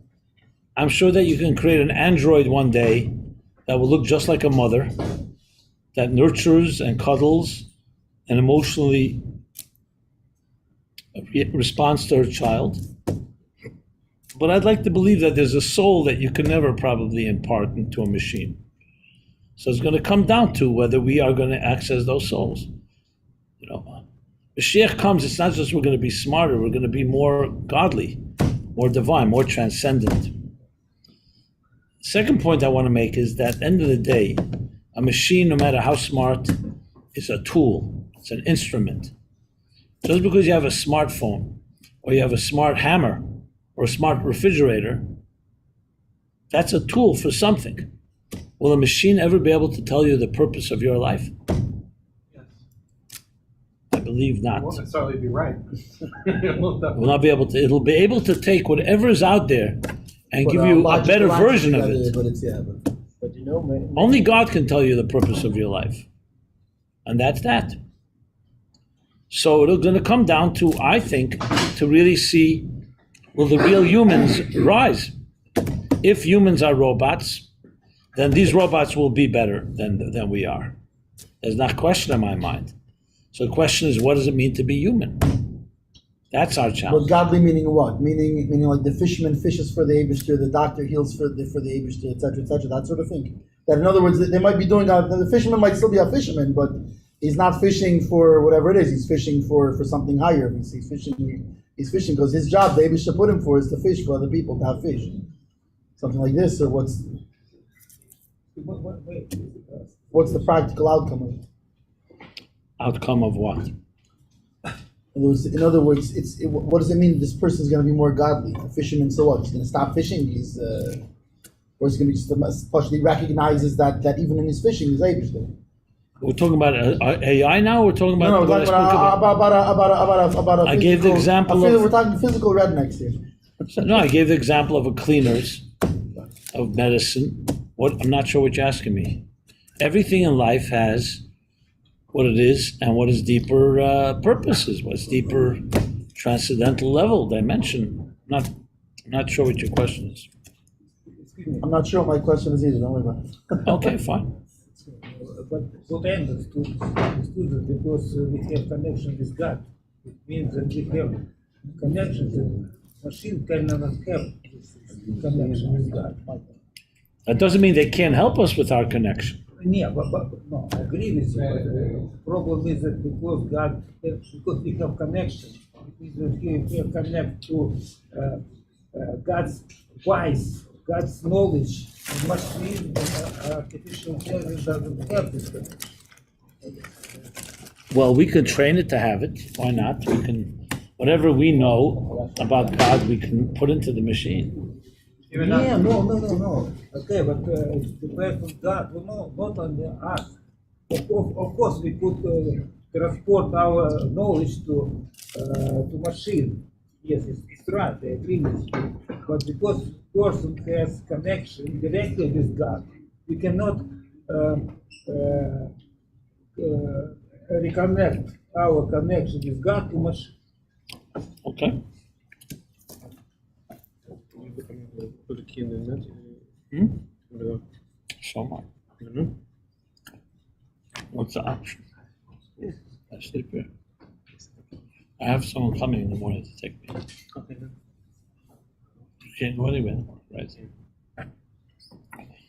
Anyway, I'm going to say l'chaim to everybody. May each of us do our part before Gimmel Tammuz so we can be reunited with the Rebbe and the Gula Amitis Vashlema and find God in everything we do. L'chaim, l'chaim. Quick question. You mentioned before, which I think is a very good point of that every person, for example, people think that you have to have an unbelievable amount of knowledge in every way, shape, or form, but a general yid has what to share with everybody to write whatever it is. At the same time, what's the platform that is? In other words, maybe it's kedai to have a sort of platform that's almost like open source, that any Jew can come, anyone in the city can come and write their things. It makes it easier. The hardest part in speaking to a lot of people is gaining a small following that then does things like, for example, you have one guy who knows how to make YouTube shorts. So when you're speaking, he takes it and makes it into YouTube shorts, things like this. So gaining a small following that people who like the things you do is a big. Maybe it's kedai to have a platform like this where general Hasidim could almost like an open source sort of thing. I see no reason why not. Because it takes somebody who has a platform, the Chatchila, to facilitate it, maybe. So what are you suggesting? Suggesting maybe such a platform should be thought about, and that allows for people to share their thoughts and whatever it is, and I agree. I agree. Okay, everybody. Call to and be well. My name is Salo. Do you mind putting down your email address? I won't live next to you. I'll send you one email. That's fine. No ink in here.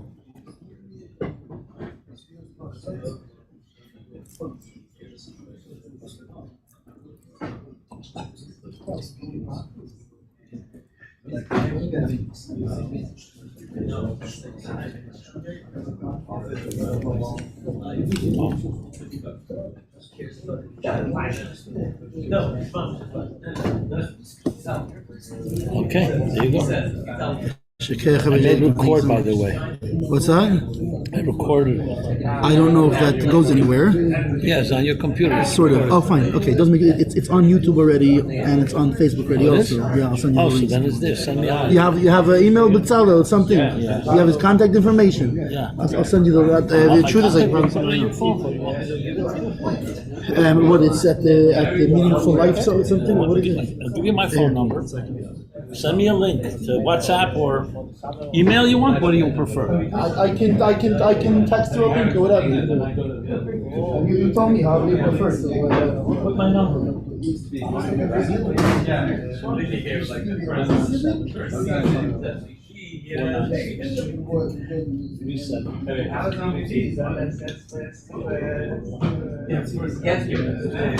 Get to that game. What's your name? Remember my account. Yeah. Got your name. Okay, I'm not pushing you. I'm just hearing the good one. Good one. What you said. Yeah. What I said to you. We're learning. I have you now. So. That's something? It was a bit, yeah. Not that we did like what Yeah, absolutely. If you have something to send me, I'll read it. But I have the link here that I can send you. Yeah. And in series, I get time. You can also, if you want, I can also show you stuff like that. I saw the poster was sent to you. Forget what you don't understand. Forget the abbreviations. It's one time fast. But I know other people. But they love that. They have a. I know someone that likes that. Start teaching it's actually Spanish. Start teaching Spanish. Yes, people from one language, and they started doing it. But the hardest thing is from 0 to 1.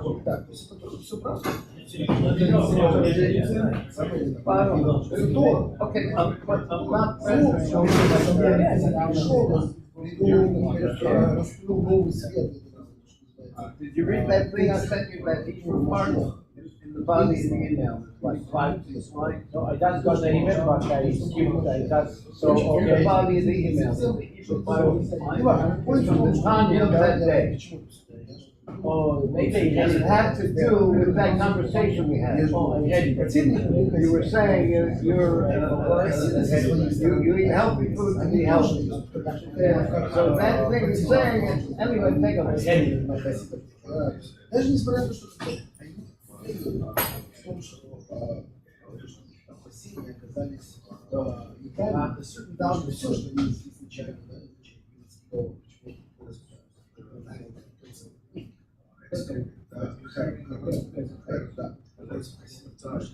я вам сказал, сейчас не то, что не менее религиозно, еще более они устражаются во всем, пользуются. Не важно, где в том, что они видят, что они неправы. Вместе с этим они продолжают подход, что они все равно считают, что надо изучать, нет, потому что это приведет к миру, что это сам, знаете, вещи самое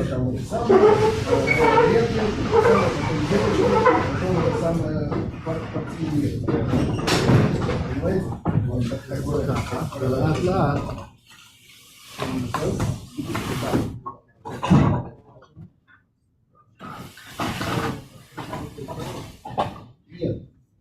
איך לא ביקשת מכולם להישאר לעזור לך, תגיד לי? למה? זה למה? You know it's the hospitality industry?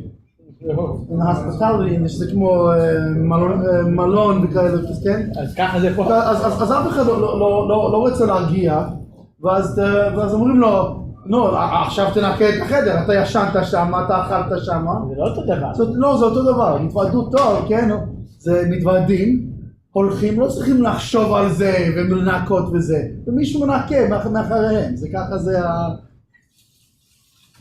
How are you, Rabbi Posner? Al-Chaim, maybe? You need something here? A bed. It's okay. Okay, well, wait 1 second. See, we got everything.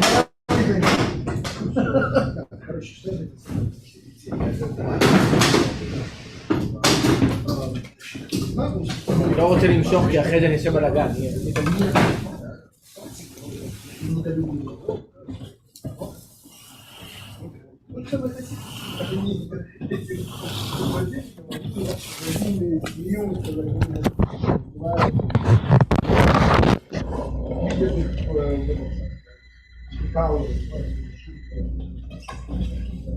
Это понятно.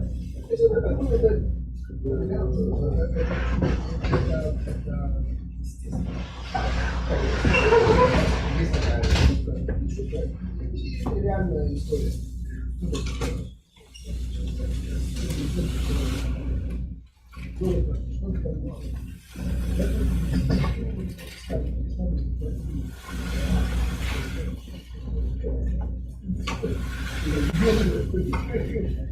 Значит, ты его несешь, я тебе покажу. Там такое это самое, как... תגיד, היום בשמע למיטה. מנדל. מה זה? You need to say תחנו בשמע למיטה? היום? למה לא? כאילו היום לא היה תחנו כל היום. בסדר, זה היה אתמול, עכשיו זה כבר במעריב, זה כבר לא כמו שמשתמע.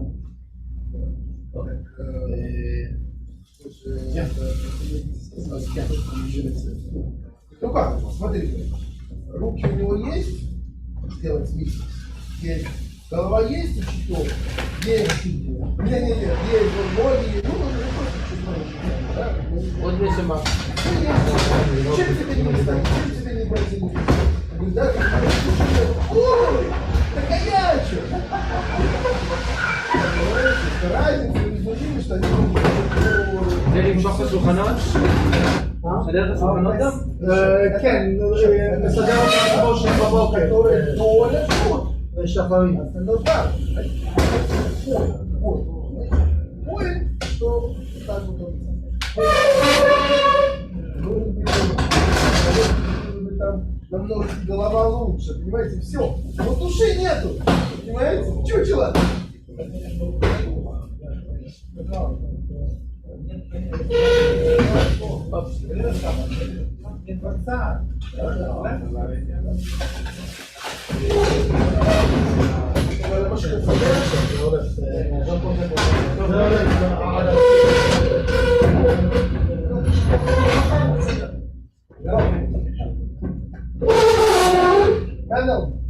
אתה לא צריך לסדר. אתה לא צריך לסדר. לסדר, בגלל שאין להם, they don't approve.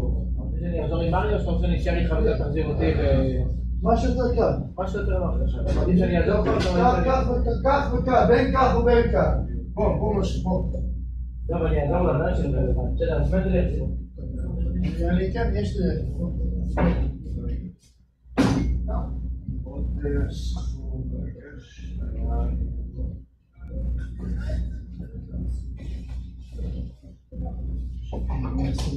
serce po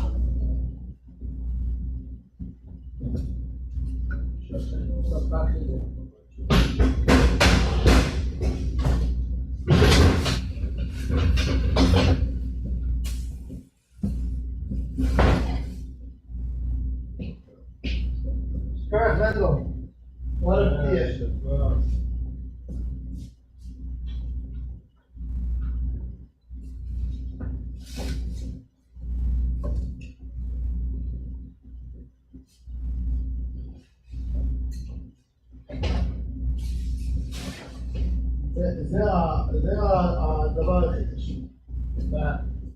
הרבי צריך שאנחנו שנלמד חסידות, כן? והרבי גם צריך שננקה אחרי ההתוודות. ללמוד חסידות, לא אגיד שכולם רוצים, אבל לנקות אחרי ההתוודות, אני אומר לך, זה ממש לא כולם רוצים. אבל זה בפרט זה מה שהרבי צריך. זה שלא כולם רוצים.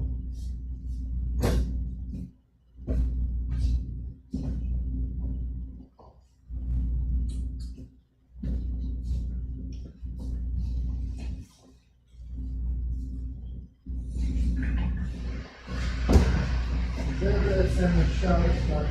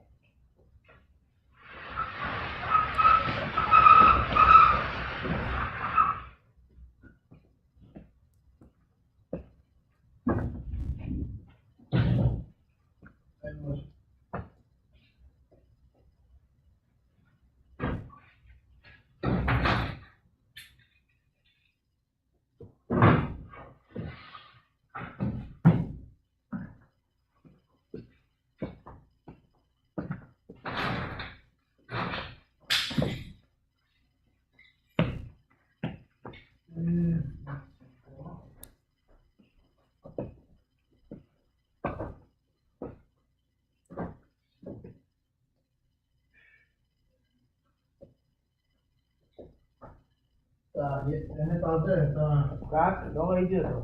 בסדר. מה זה, אני זרקתי אותו? לא, בסדר. אפשר לשים עליו איזשהו, איך קוראים לזה? הייתי גם לא תשים כלום, כי יש לו כזה... הנה, אפשר לעשות ככה.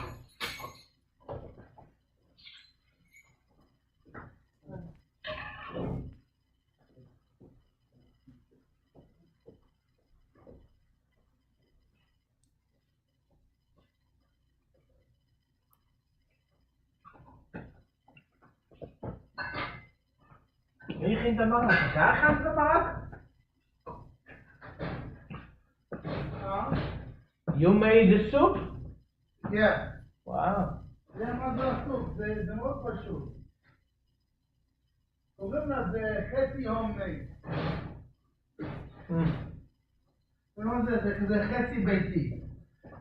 מה עשיתי? לקחתי של מריה ומקושר, אתה יודע.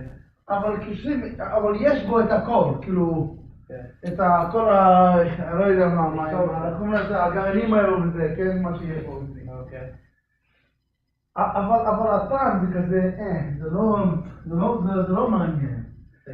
אז אני עושה את זה כאילו לבסיס, ואז אני שם כל מיני תבלינים וזה, לעשות את זה יותר כזה,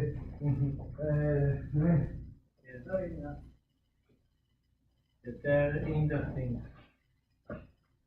זה כזה דרך מהר כזה, שאפשר לעשות...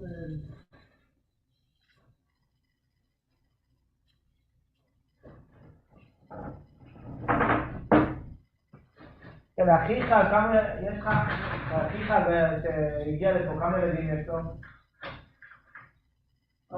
אחיך מגרונאי שהגיע פה עם הילד שלו, וכמה ילדים יש לו? אחי מגרונאי יש לו 3 בנים יש לו. הוא קטן ממך, נכון? וכל אחד מן הבנים יותר גדול מהשני. כן, ראיתי, כן, הראשון הוא ככה, השני הוא ככה, השלישי הוא ממש כזה. סתם כזה. גם הוא לא קטן, אחיך. אחי גם לא קטן, נכון? לא, אבל זה לא אומר שהמשפחה שלנו הזה. כן? אחי הוא לא כמוני, אין לו כאלו גדול כמוך. יש לו כזה, אבל אין לו כזה.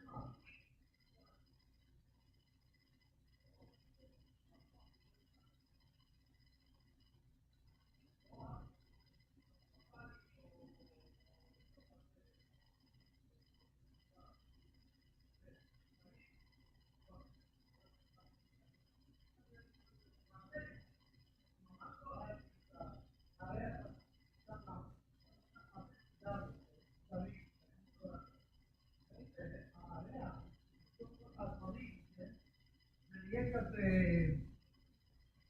לא יודע, תגיד, זה יקר החומר או שזה לא נורא? לא? לא כמו סיגריה? לא, בכלל לא כמו סיגריה. אני אקנה לעצמי. אני אוהב, במהלך היום אני צריך לחכות ככה.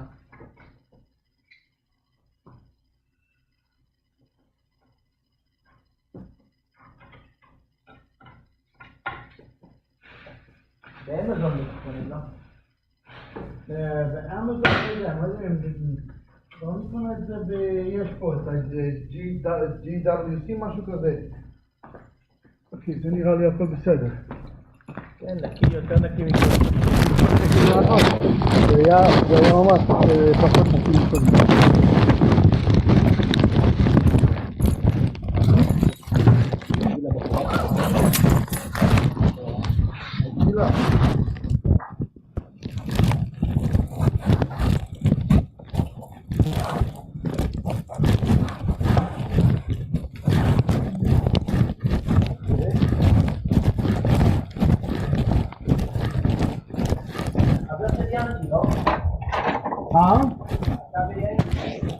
כן, וגם אני והירש חברים. מי זה הירש? אני לא מכיר. הירש, אבא שלו. כן, כן, הירש מדבר. כן, הוא כזה, כן. אבל כן, אני עם ינקי מאוד חברים, כן.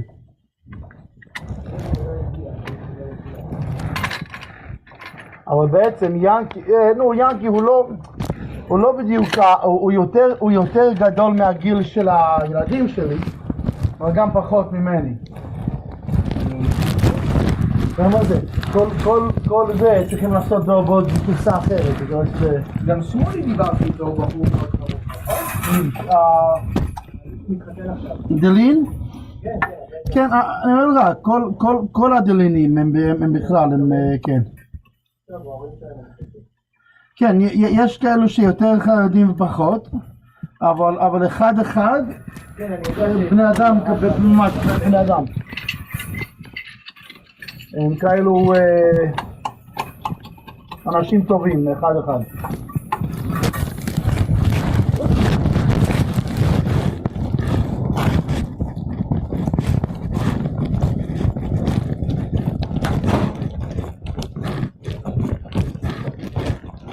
Hey, Mike, how's it going? Thank God. Sorry, I didn't hear you. I was just in the middle of a cleanup. What's that? You're still recording. I'm still recording? Yes, I didn't hear that. I shouldn't be still recording now. Let me see. Oh, that's weird. How is it still recording?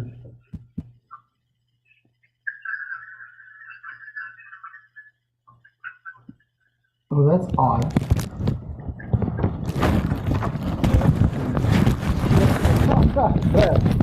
That's really odd. It's funny. I stopped recording and I stopped the whole thing. But you never know. Computer, speaking about AI. Let's see.